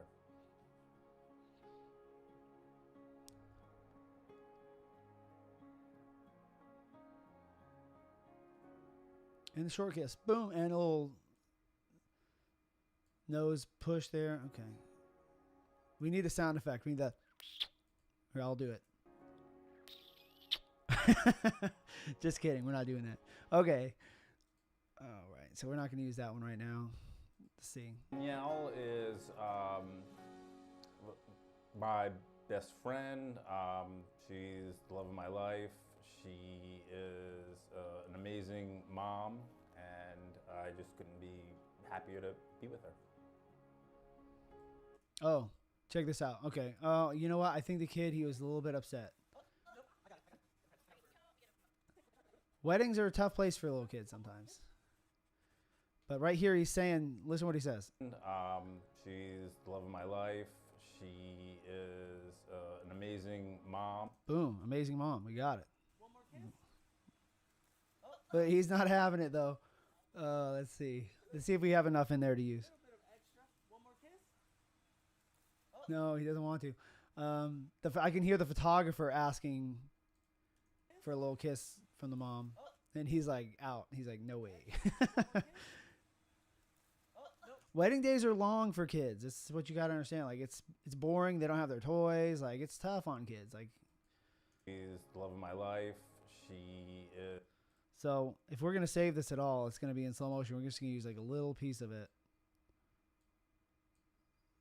She's the love of my life. She is. Like, that's like all we can use, because then he dips out. She is an amazing mom, and I just couldn't be. I think we could probably work that in. Is it ideal? It'd be great if it was more like the other one with the dad. That was earlier in the day. This is much later now. Earlier in the day, when the dad had him like doing this was hours and hours before this happened. By this time, you know, it had set in, and he's still got the whole reception to go. They still got first dance. They still got parent dances. They still got intros. They got bouquet, garter. They got all this stuff. This kid's still... He's going to be trapped in there. He ain't going to have no Nintendos. He ain't going to have no... He might have an iPad. You never know. But it's, like I said, it's tough on kids. And I just couldn't be happier to... So we'll see if I still like that later. I'm still not convinced. An amazing mom, and I just couldn't be happier to be with her. I'm not convinced that clip's going to work there. But I'm going to leave it there for right now. And we'll see what happens. So I've already gone through all the ceremony stuff. We could move into that area, though, because what he's talking about is... Happier to be with her. You couldn't be happier. And then I know that we got from him later... I think I'm going to cry when she comes down. I've seen it one time, and it's just... That's when you talk about his brother. I knew pretty quickly. I just never met anybody I felt so compatible with, and I could tell that pretty early on. Okay, I like that. So I'm going to bring that around. So here's a little trick that I'll use sometimes when I have no B-roll to cut to, but I have to... Happier to be with her. I just never met anybody. So this is obviously a cut. You can see he jumps. Happier to be with her. Boom. Well, that's not going to work, but we can always punch in. So then you get like that kind of like dramatic. Happier to be with her. I just never met anybody I felt so compatible with, and I could tell that pretty early on. Okay, let's get rid of that. Pretty early on. And then we'll go back to the full framing here. So even though we cut up two different parts, by punching in like that, it kind of hides that fact. So Be happier to be with her. I just never met anybody I felt so compatible with, and I could tell that pretty early on. I'm excited to get married. I'm ready to go. you see, he's excited to get married, ready to go, and that's why that clip works so great there. As a transitional I always have them do this where they walk in and take hands because it just transitions into the wedding part really well. Hold on, let's see. I gotta bring my audio down on this clip. He's talking louder here than he was in the prior portion, so. With, and I could tell that pretty early on. I'm excited to get married. I'm ready to go.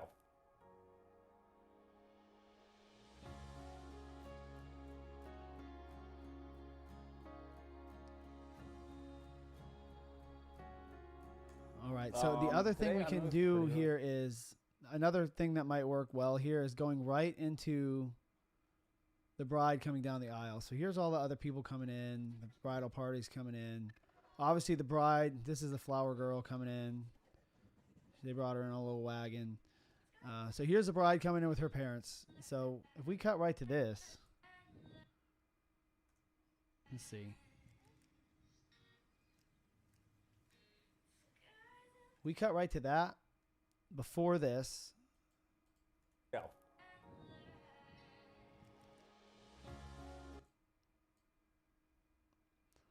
Let's get the coloring right.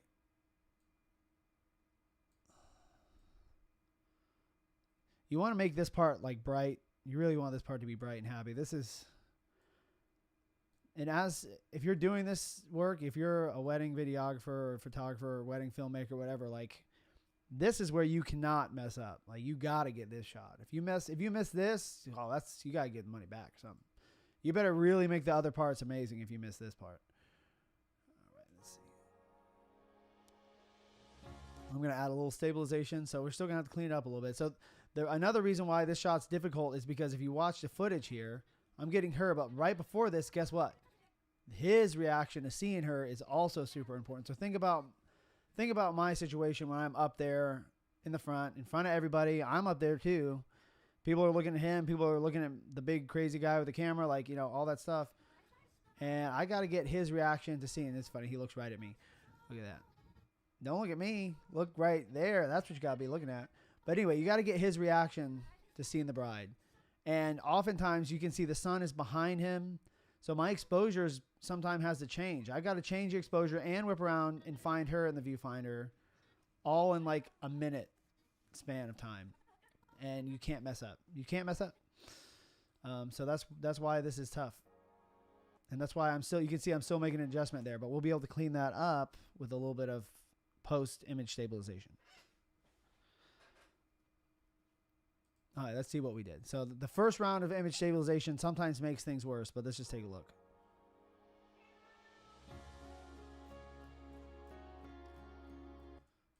It didn't make things worse. Let's also slow it down.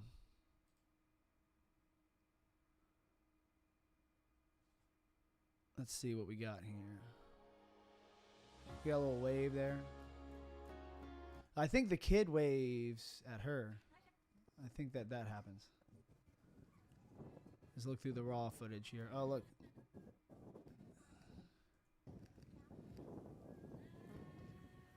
I like that. That's funny.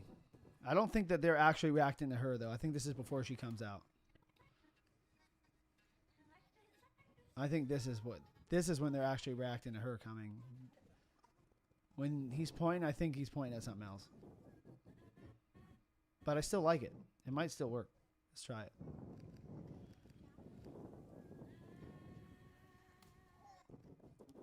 Let's pull that in just to see. Just to see.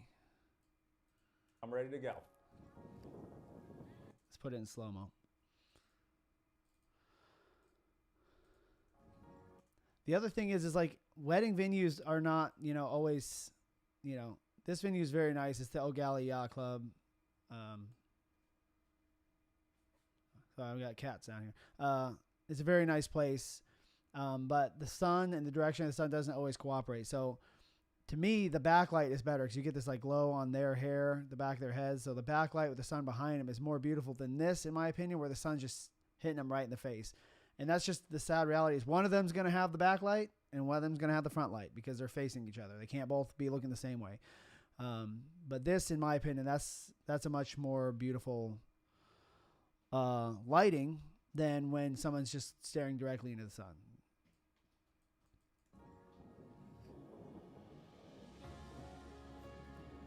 Yeah, let's do that and then cut right to them. It's almost like I read his words. Is he saying like there's mama or there's hey look, there comes mommy? I don't know what he's saying.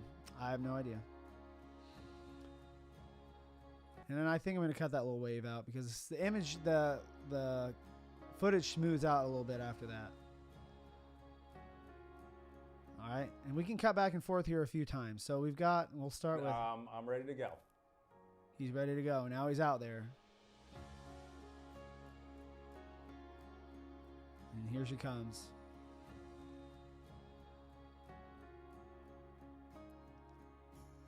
Such an important moment. So another thing here is I've lowered the music. I'm ready to go. I'm ready. Right there. But when he stops talking, we got to crank that music back up to bring in the power and the emotion of the scene here. Married.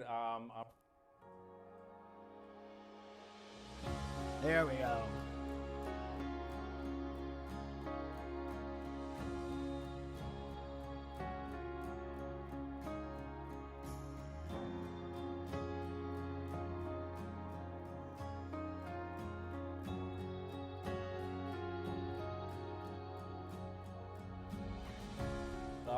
Today I'm most excited.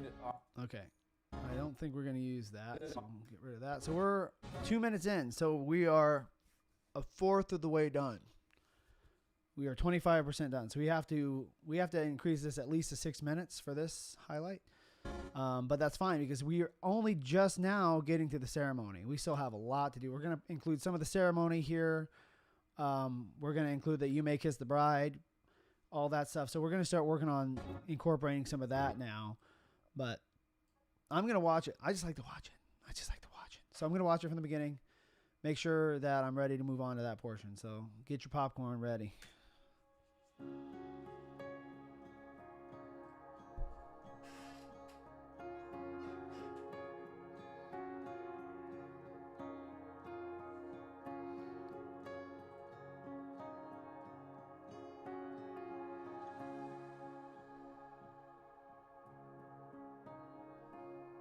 We're getting married. Woo!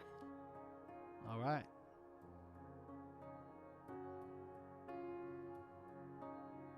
I'm marrying Doug.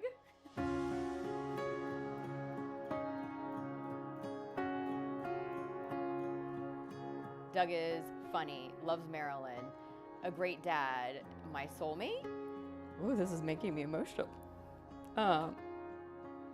Handsome, funny, smart, my best friend.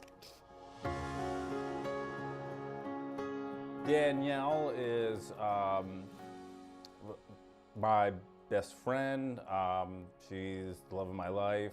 She is an amazing mom, and I just couldn't be happier to be with her.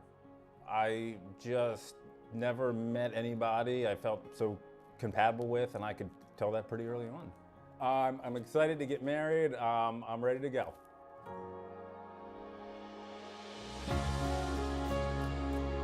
Nice.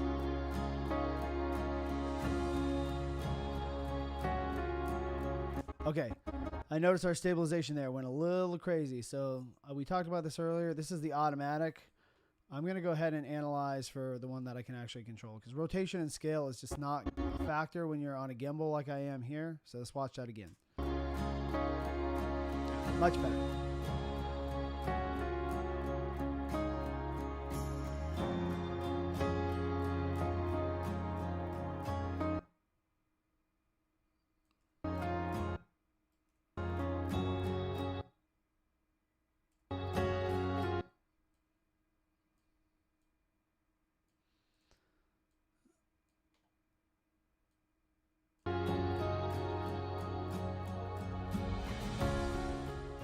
Okay, so that's pretty good. We're almost at 2 minutes. We're 13 seconds shy, 12 seconds shy of 2 minutes. And I think what we'll do is we're going to go into our ceremony and we're going to watch some of that. So we have the raw ceremony already cut up. This is the full ceremony. I already cut all this together. So this is just This is not like a film that we created. This is literally just the recording of the ceremony from 3 camera angles. Be a shelter for him, honor and keep him, laugh with him in the good times and the bad. And you'll notice that we have an angle that we call the groom side. So this is a camera over to the left of the audience. This is from the right. And then we also have a center angle like this that shows kind of a 50-50. So this is down the aisle. So we have these 3 angles to work with for the ceremony. What we'll probably do is I'll want to see what this is her walking in. I'm going to want to look and see what happens like right when she gets up there. The difficulty with this is everyone stands when the bride comes in, like all rise. That's what they say, right? All rise. So you end up, I'm standing up there holding the camera and I've got the 2 to the sides. So the cameras on the sides, they're going to get blocked to a degree at this point.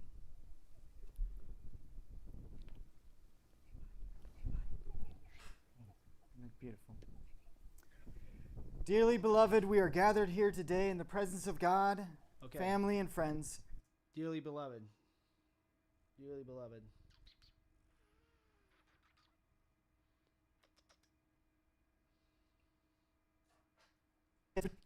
Sorry, I had a little visitor there for a minute. Beautiful. Dearly beloved, we are gathered here today in the presence of God, family, and friends to witness and celebrate one of life's greatest moments. Okay, so you see it gets a little crazy right there because people are standing up blocking the camera. We know that's going to happen. It's just a fact of the matter. That's just the way it goes. But you have a professional up there, as in this guy. He did a great ceremony, and he remembered to say, "You may be seated." I can't tell you how many weddings I've done where they had a friend or family member do the officiating, and they forget to tell people to sit. And pretty soon, the photographer, myself, the wedding planner, we're in the back waving our arms, like trying to motion. I'm like, tell everyone to sit down. Grandma's over there, like, it's hot. She's standing up. It's crazy when that happens. It just really stinks. In this case, that doesn't happen. He's gonna tell them to be seated here in just a minute. But I really don't have much choice in those few moments from the time the bride is done walking in. Like, we're getting that no matter what, because I'm holding the camera. I can move it. But after that, when I got to run around the back, these moments where there's just people in the way, that's just what happens. You can try to minimize it. You can kind of slide a camera one way or the other to kind of shoot between people. You see this person here, you see this big head here. They're not doing anything wrong or anything like that, but they are, they're not worried about us. They're moving around. They kind of move and then they kind of come back. It's just tough. It's just tough. Anyway, I've got the ceremony clip here. I'm going to carry that over to our highlight and see if there's a way that we can't get it in a way that, looks professional. Looks like a professional shot. All right, here it is.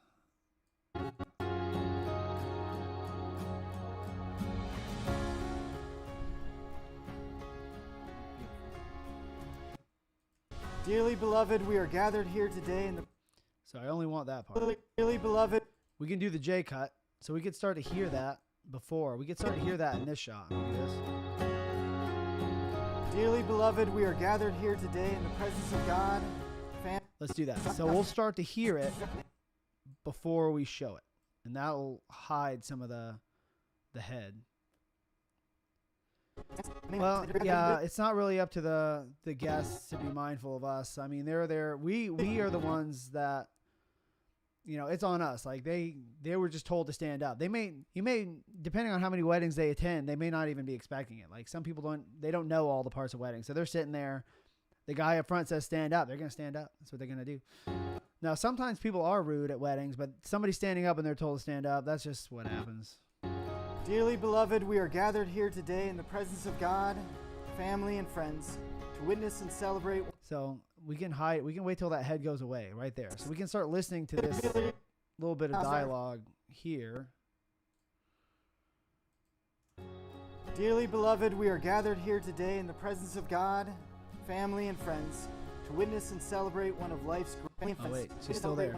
We need to go all the way. Oh, you know what? There's a portion where she's out.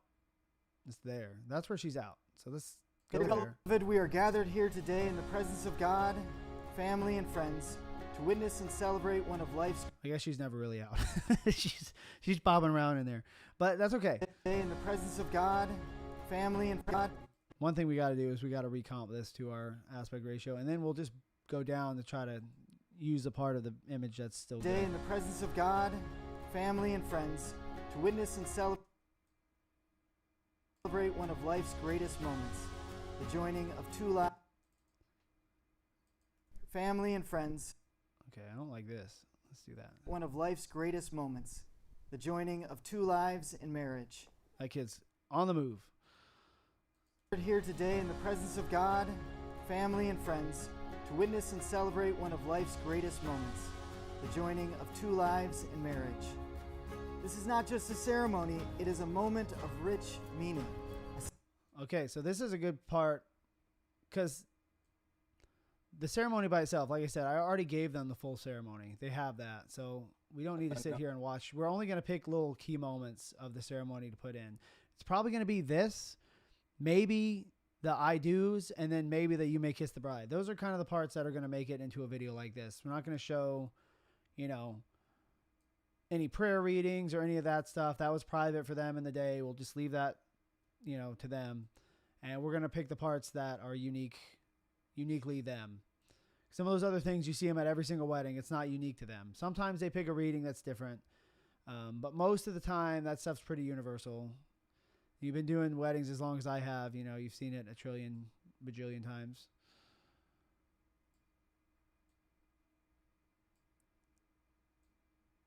I want to find some of the stuff of them just really... Oh, that's right. They did a first look. And for those of you that don't know what a first look is, you know what? This is before the ceremony. Now that I'm remembering now. Oh, it's a good moment too. So for those of you that know, a first look is something that couples do now. I think it's relatively new. It's definitely been around as long as I have in the industry, but that's where the bride and groom will have a private moment where they see each other prior to the ceremony. That's what they're doing here. So when he sees her coming down the aisle now that I recall this particular wedding, they've already seen each other. A lot of photographers like the first look because it's an extra opportunity for photos.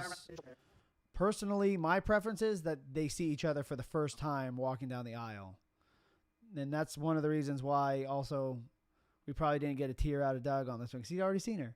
But that's fine. That's what they wanted to do. They want to see each other. And sometimes they do that because it eases their nerves. They're so nervous. They're so nervous. Doing the first look, they feel like they can see each other. They can get that out of the way. And then when they're up there in front of everybody, they're more at ease. So I get it. I get why people do it. When you turn around, you turn your right shoulder, okay? So you come this way around. No, yeah, that's okay.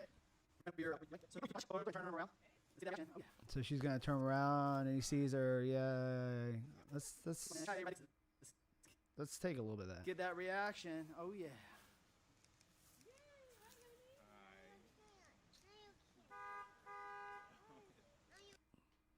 All right, there we go. So we can play around with that piece.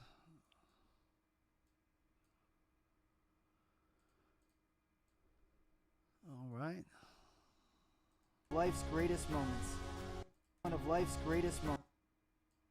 Celebrate one of life's greatest moments. The joining of two lives in marriage. This is not just a... It's great. I'm going to do a little recomping though because they're kind of off to the side. So I'm going to recomp a little bit there. Life's greatest moments. The joining of two lives in marriage. This is not just a ceremony, it is a moment of rich meaning, a sacred commitment, and a bold act of love. Marriage is... This shot's tough because the background, the sky is just blown out. A bold act of love. Marriage is a gift from God.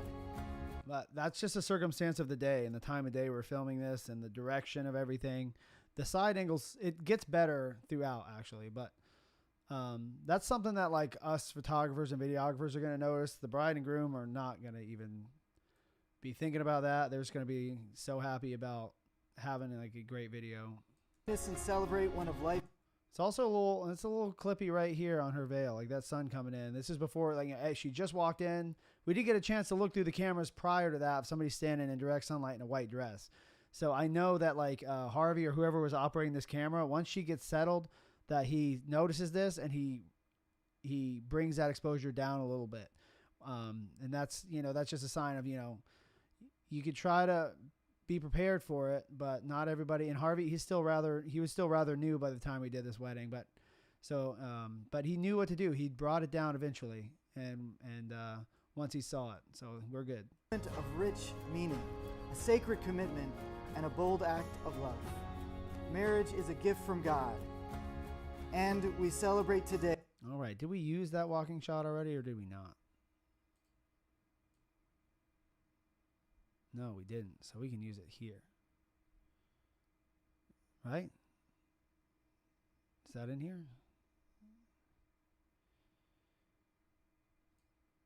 No, it's still fair game. It's still fair game. We haven't used it yet, so we can put it in here somewhere. Let's find that. We looked at it. We put it in there for a minute. That's what we did, and then we took it out.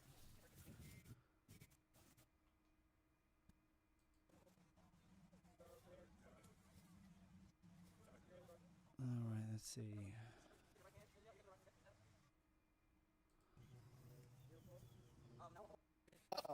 I know we did a few different ones. There's this one. Let's bring this one back.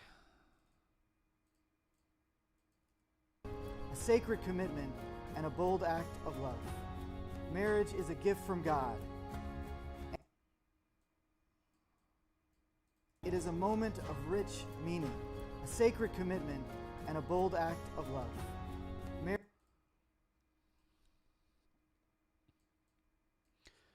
trying to remember this guy. I've worked with him before. The officiant. He's really good. I'm trying to remember what specific denomination church he comes from. You would think Catholic because of the neck collar, but he's not. It's one of like the split offs from the Catholics. I can't remember exactly. I think he's Anglican or something like that. I think he might be an Anglican pastor, priest. I think he's Anglican. I can't remember that. We had to talk about it. It's really interesting. Marriage. Nice guy. Worked with him lots of times. A sacred commitment and a bold act of love. Marriage is a gift from God. And we celebrate today this gift for Doug and Danielle, who stand before us ready to pledge their lives to one another. If you all bow your heads, we will pray together. That's a perfect ending point. All right, I'm going to back it up to our new segment. To get married, I'm ready to go.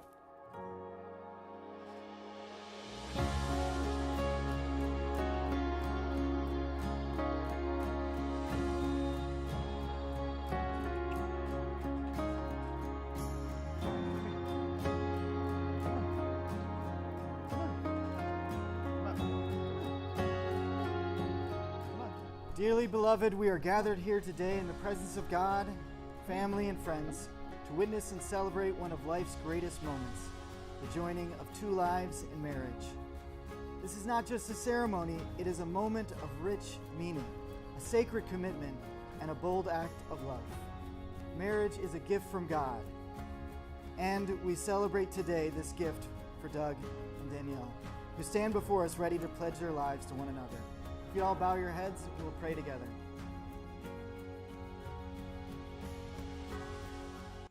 Okay, that's good. And where are we time-wise? Okay, so now we got another half a minute. Where we were about 15 minutes shy of 2 minutes. Now we're at 2 minutes and 15 seconds. And we need more. We need more stuff on the timeline. Let me look here. We want to go full.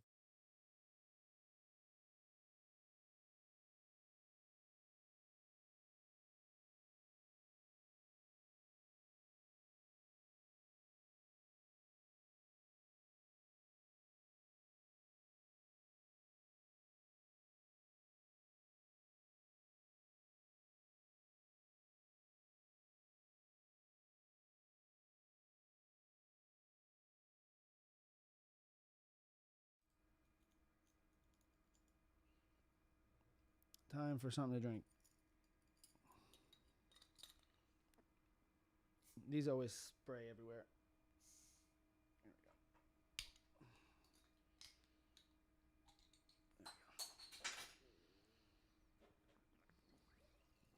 go. All right. Where were we? If you all bow your heads, we will pray together. All right, that's where we're going to cut to something else.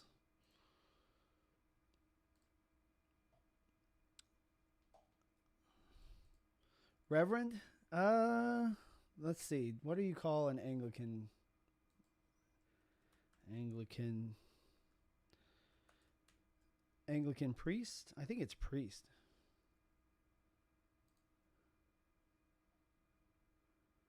An Anglican priest is an ordained minister with the Anglican Church holding a specific role and leader. Reverend, what's the difference between priest and reverend? Now you got me looking up stuff that don't pertain to this conversation, but I'm going to look it up anyway. Priest versus reverend. All right. In Christianity, both priest and reverend are titles for ordained clergy, but they are not interchangeable. A priest is a specific type of ordained minister in some Christian denominations, like Catholic, Eastern Orthodox, and Anglican. So if he's Anglican, it's priest, who performs sacraments and leads worship. Reverend is a title of respect and used for clergy members in many denominations, including those priests, ministers, or pastors, and then... okay, so anyway, yeah, I guess if he's Anglican, we got to go with priest. But I would never be able to exactly know that without looking it up.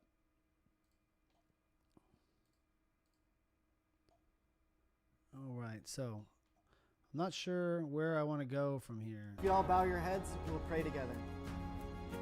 I kind of just want them interacting a little bit. Like, there's our photographer. I wish I could remember his name because he was really good to work with. Cool guy. I think it might have been Alex. I think his name might have been Alex.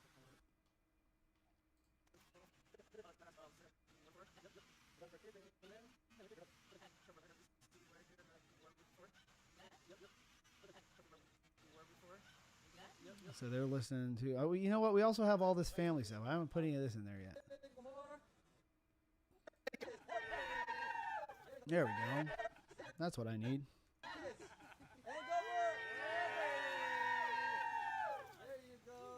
That guy looks like David Cross just a little bit. David Cross, the comedian. Okay.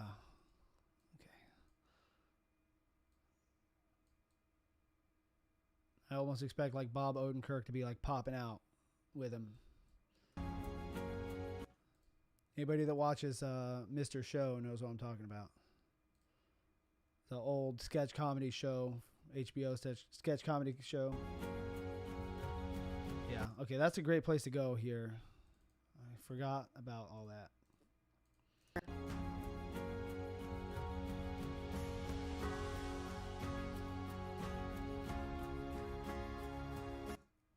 Let's do a little recomp as we go. So we'll set a key point here, keyframe there, set a keyframe here, and let's try to keep the bride and groom centered in the shot. There we go. So now our shot's going to move. And hopefully they will stay right in the middle.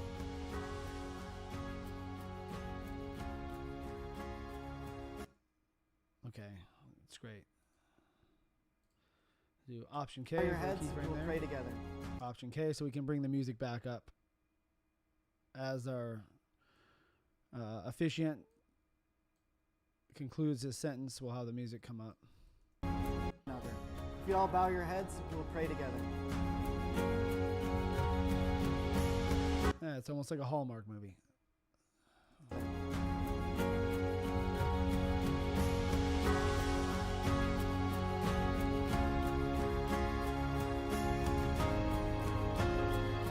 Okay, and we're done with that. We're going to delete that. We don't need that. If you guys notice, I go back and watch a lot.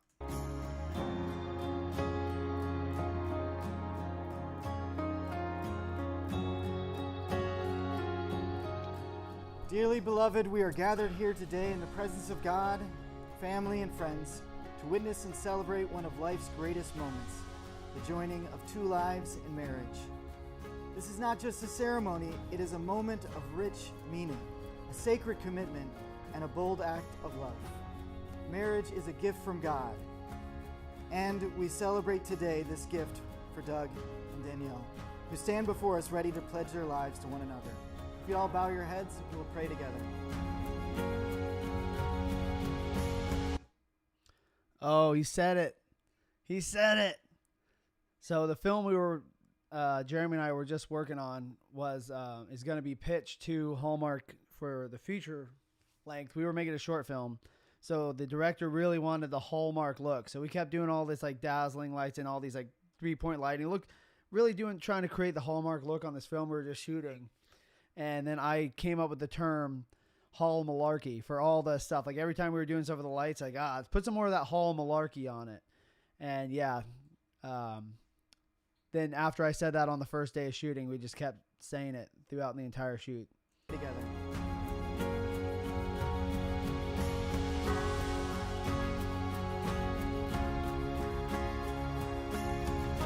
All right, loving it.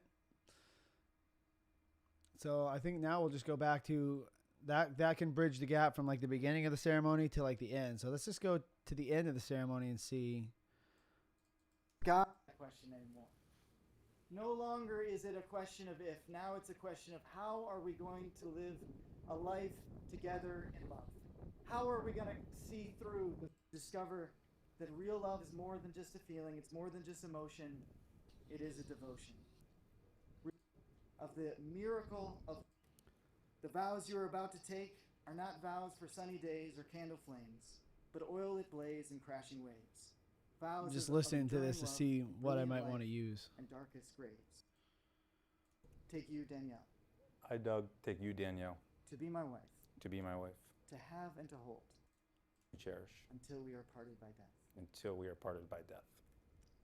Danielle, repeat after me. I, Danielle, take you, Doug, I, Danielle, take you, Doug, to be my husband, to be my husband, to have and to hold, to have and to hold, from this day forward, from this day forward, for better, for worse, for better, for worse, for richer, for poor, for richer, for poorer, in sickness and in health.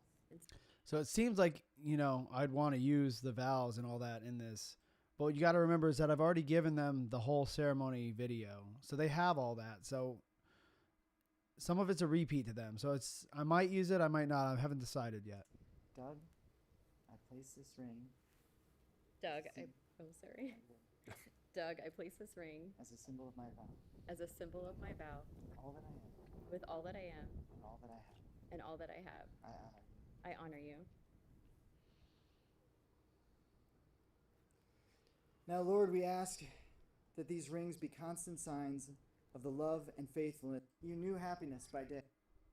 Be with them in their joys and in their trials. Surround them with dedication. May they be reminders and faithfulness. As a symbol of my vow, all that I have. I honor you. I honor you.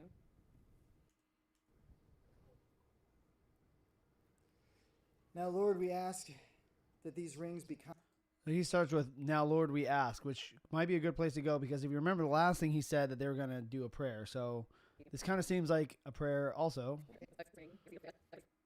So if we cut directly to this, it'll seem as though we haven't missed a beat. So let's put that in there and just see how we feel about it. bow your heads and we'll pray together. He says, "Bow your heads, we'll pray together." Pray together.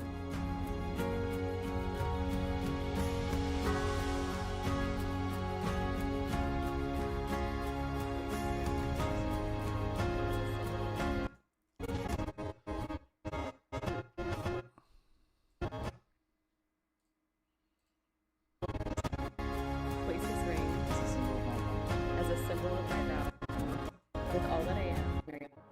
Now, Lord, we ask. That's where we're going to start. Now, Lord, we ask that these rings be constant signs. Now, Lord, we ask that these rings be constant. You think this stuff is hard when it's your run of the mill Christian ceremony. Imagine what it's like when we do Indian weddings and we don't understand anything that's going on, and they're 3 days long. Those, my friends, those are the ones that I live for, because those are amazing. Although it is difficult. Now, Lord, we ask. I think I just look forward to them so much because they're different. We don't get to do them that much. But we do Indian weddings. We're living with those families when those weddings go on. We're there. We're with them 3-4 days. We go to Miami. We're staying at their houses, filming a wedding 3 days long. It's I've seen elephants. I've seen all kinds of stuff, and the clothing.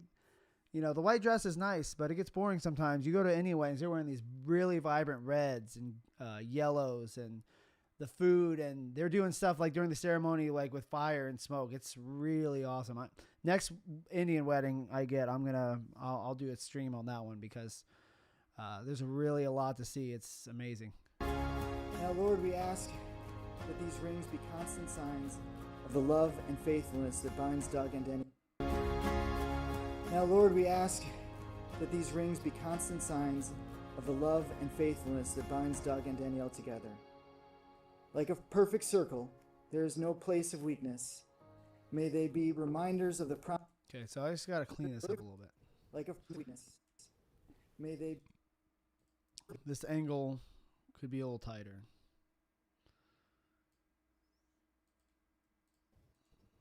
So let me just pull this in.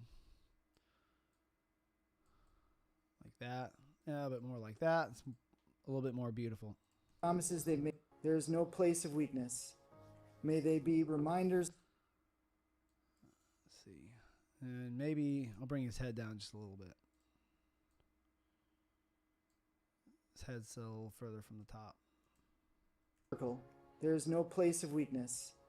May they be reminders of the promises they made today and the love that they share together.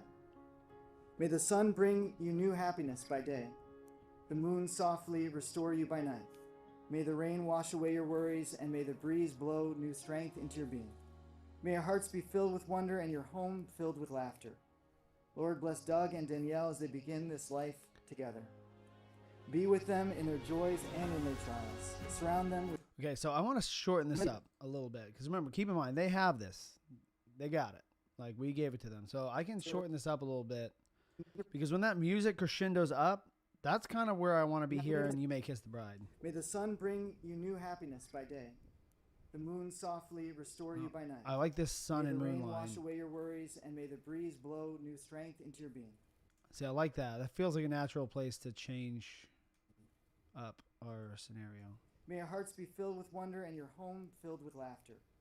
Lord, and we pray that you bless their son Anderson.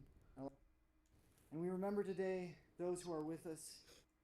Yeah, we'll skip past all that. May Doug and Danielle always turn toward one another with compassion and toward you with trust. In Jesus' name, amen. In Jesus' name. May Doug and Danielle always turn toward one another with compassion and toward you with trust.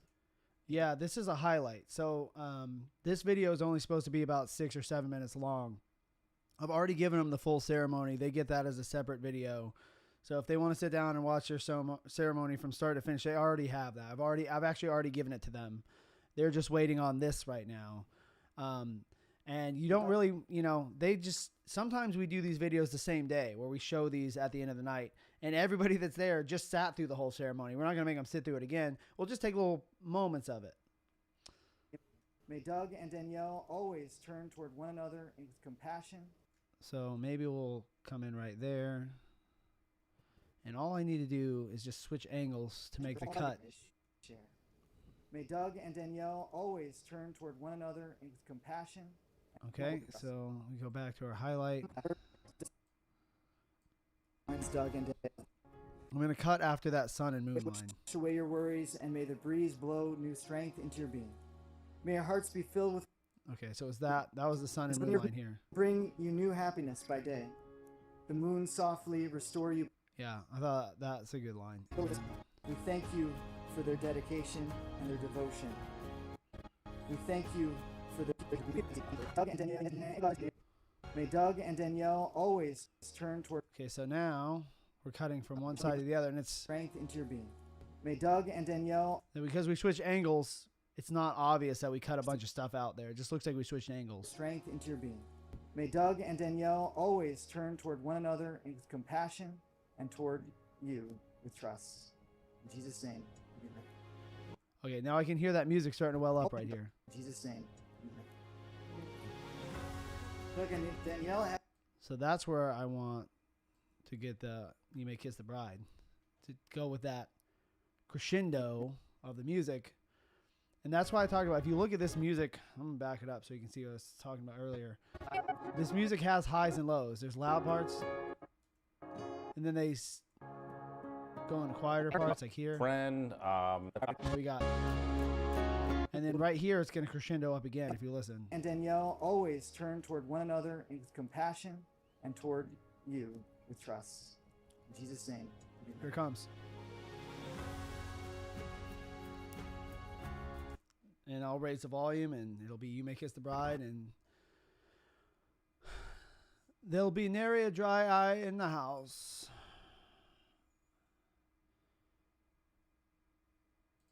Okay, so we're gonna come in here. Given me, I now pronounce you husband and wife. You may kiss the bride. Okay, that's what we want. "You May Kiss the Bride." And we have that already in clip one, don't we? Okay. In Jesus' name. I now pronounce you husband and wife.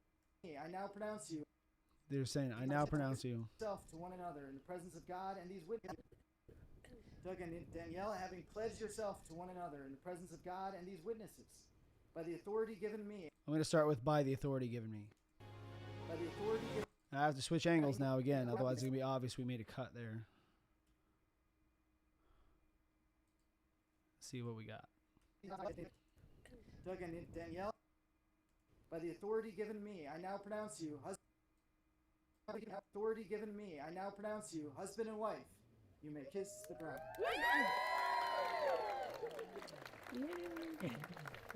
so we get Anderson? Okay. By the authority given me, I now pronounce you husband and wife. You may kiss the bride. By the authority given me, I now pronounce you husband and wife. You may kiss the bride. In Jesus' name. Amen. By the authority given me, I now pronounce you husband and wife. You may kiss the bride. All right, so that's when we want that music to really pick up. By the authority given me, I now pronounce you husband and wife. You may kiss the bride. Right there. So, keyframe the audio.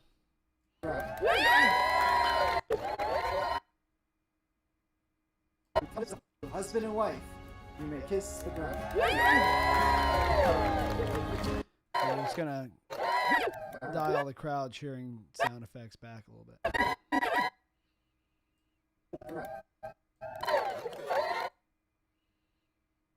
Okay. Husband and wife, you may kiss the bride. And then let's put the kiss in slow motion. Oh, it's not there. Husband and wife, you may kiss the bride. Do we need that? Let's go. Kiss the bride.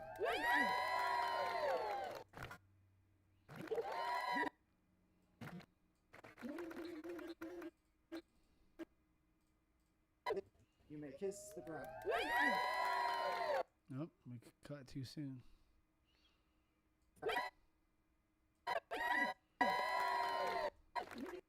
Oh, I see. That angle kind of shifts a little bit. Wife, you may kiss the bride. You just, I get like a little double take there because we'll see her kiss from the wide angle. There, you see her kiss. Then we cut here. It's actually back in time a few seconds. I'm okay with that because then we kind of get to see it. Me, I now pronounce you husband and wife. You may kiss the bride.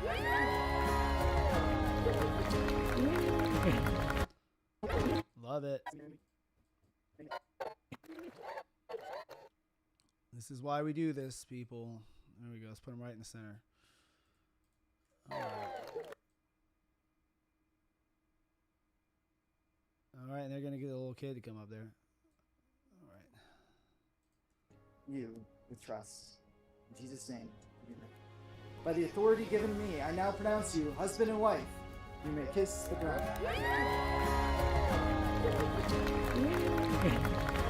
So we get Anderson?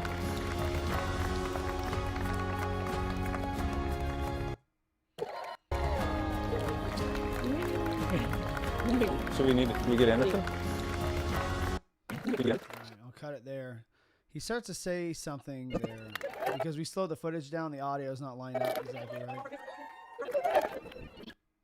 What?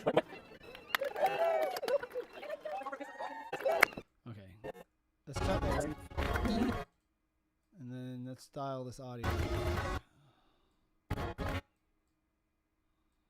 I now pronounce you husband and wife. You may kiss the ground.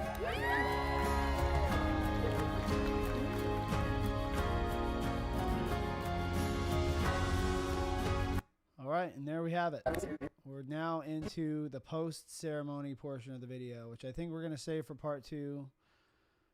I want to look a little bit at this golden hour stuff here. Oh. Let's see what that looks like. Right now, a little kiss right there. Oh, kiss.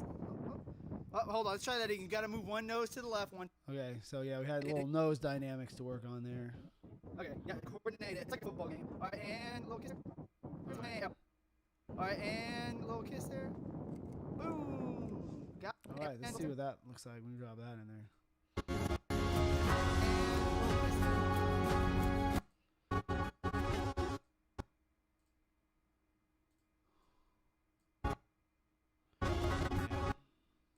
Looks great.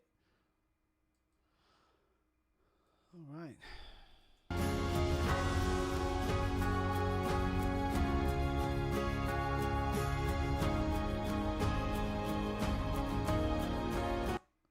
Nice. Looks like the camera got set down somewhere on. We recorded like 10 minutes of like nothing. Okay, so here's a cool idea.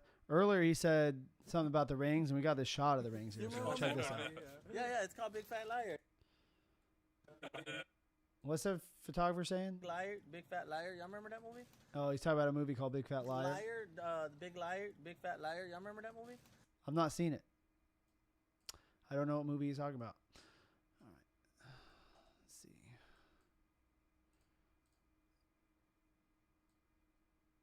There we go. There we go. All right, where did he say that thing about the rings? May they be reminders of the Here it is. like a perfect circle. There is no Oh. rings be constant signs. Now, Lord, we ask that these rings be constant signs. He says, Lord, we ask that these rings be constant signs. So he's talking about the rings, so we could just put this right here. That these rings be constant signs of the love and faithfulness that binds Doug and Sweet.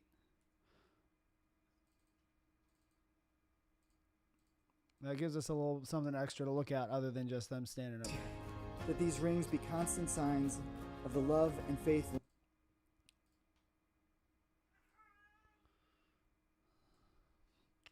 Hey, psst, psst, psst. What are you doing? Come on. Come on. Constant signs of the love and faithfulness that binds Doug and Danielle together. Like a perfect circle. It's a circle. I hear you. Come here. You get some food in a minute. Come on. Come on. Come on.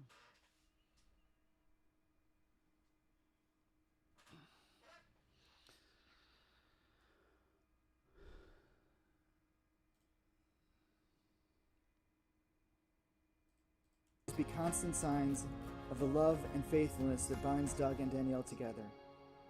Like a perfect circle, there is no place of weakness. May they be reminders of the promises they made to of the love and faithfulness that binds Doug and Danielle together. Like Shots is a little out of focus, actually. I'm going to add a little sharpening to it. Like a Yeah, there it goes. Doug and Danielle together. Like a perfect circle, there is no place of weakness. May they be reminders of the promises they made today and the love that they share together. May the sun bring you new happiness by day, the moon softly restore you by night. Okay, so let's just take a look at it again from the beginning. We've been working on this video now for 2 hours. Let's see what it has yielded, those 2 hours. All right, here's our ring shot from the beginning and our dress shot.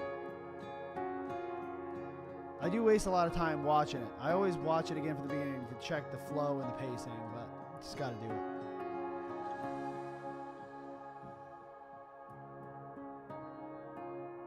We're getting married. Woo! Woo!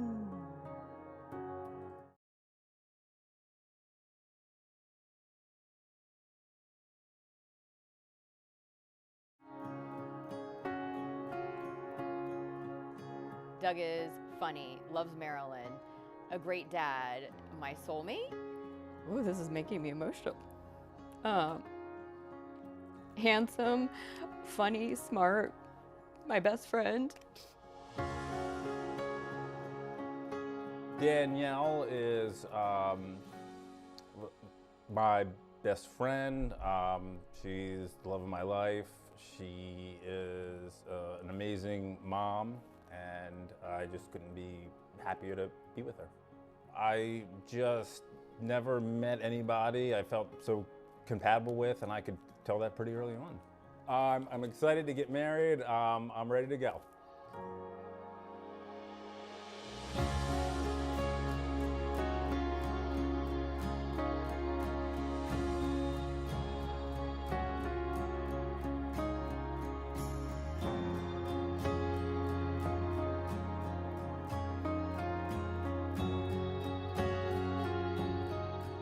Dearly beloved, we are gathered here today in the presence of God, family, and friends to witness and celebrate one of life's greatest moments, the joining of two lives in marriage. This is not just a ceremony, it is a moment of rich meaning, a sacred commitment, and a bold act of love. Marriage is a gift from God, and we celebrate today this gift for Doug and Danielle, who stand before us ready to pledge their lives to one another. If you all bow your heads, we will pray together.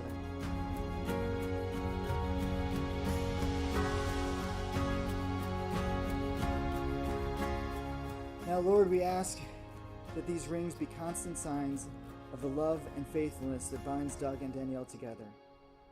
Like a perfect circle, there is no place of weakness. May they be reminders of the promises they made today and the love that they share together. May the sun bring you new happiness by day, the moon softly restore you by night. May the rain wash away your worries, and may the breeze blow new strength into your being. May Doug and Danielle always turn toward one another with compassion and toward you with trust. In Jesus' name, amen. By the authority given me, I now pronounce you husband and wife. You may kiss the bride.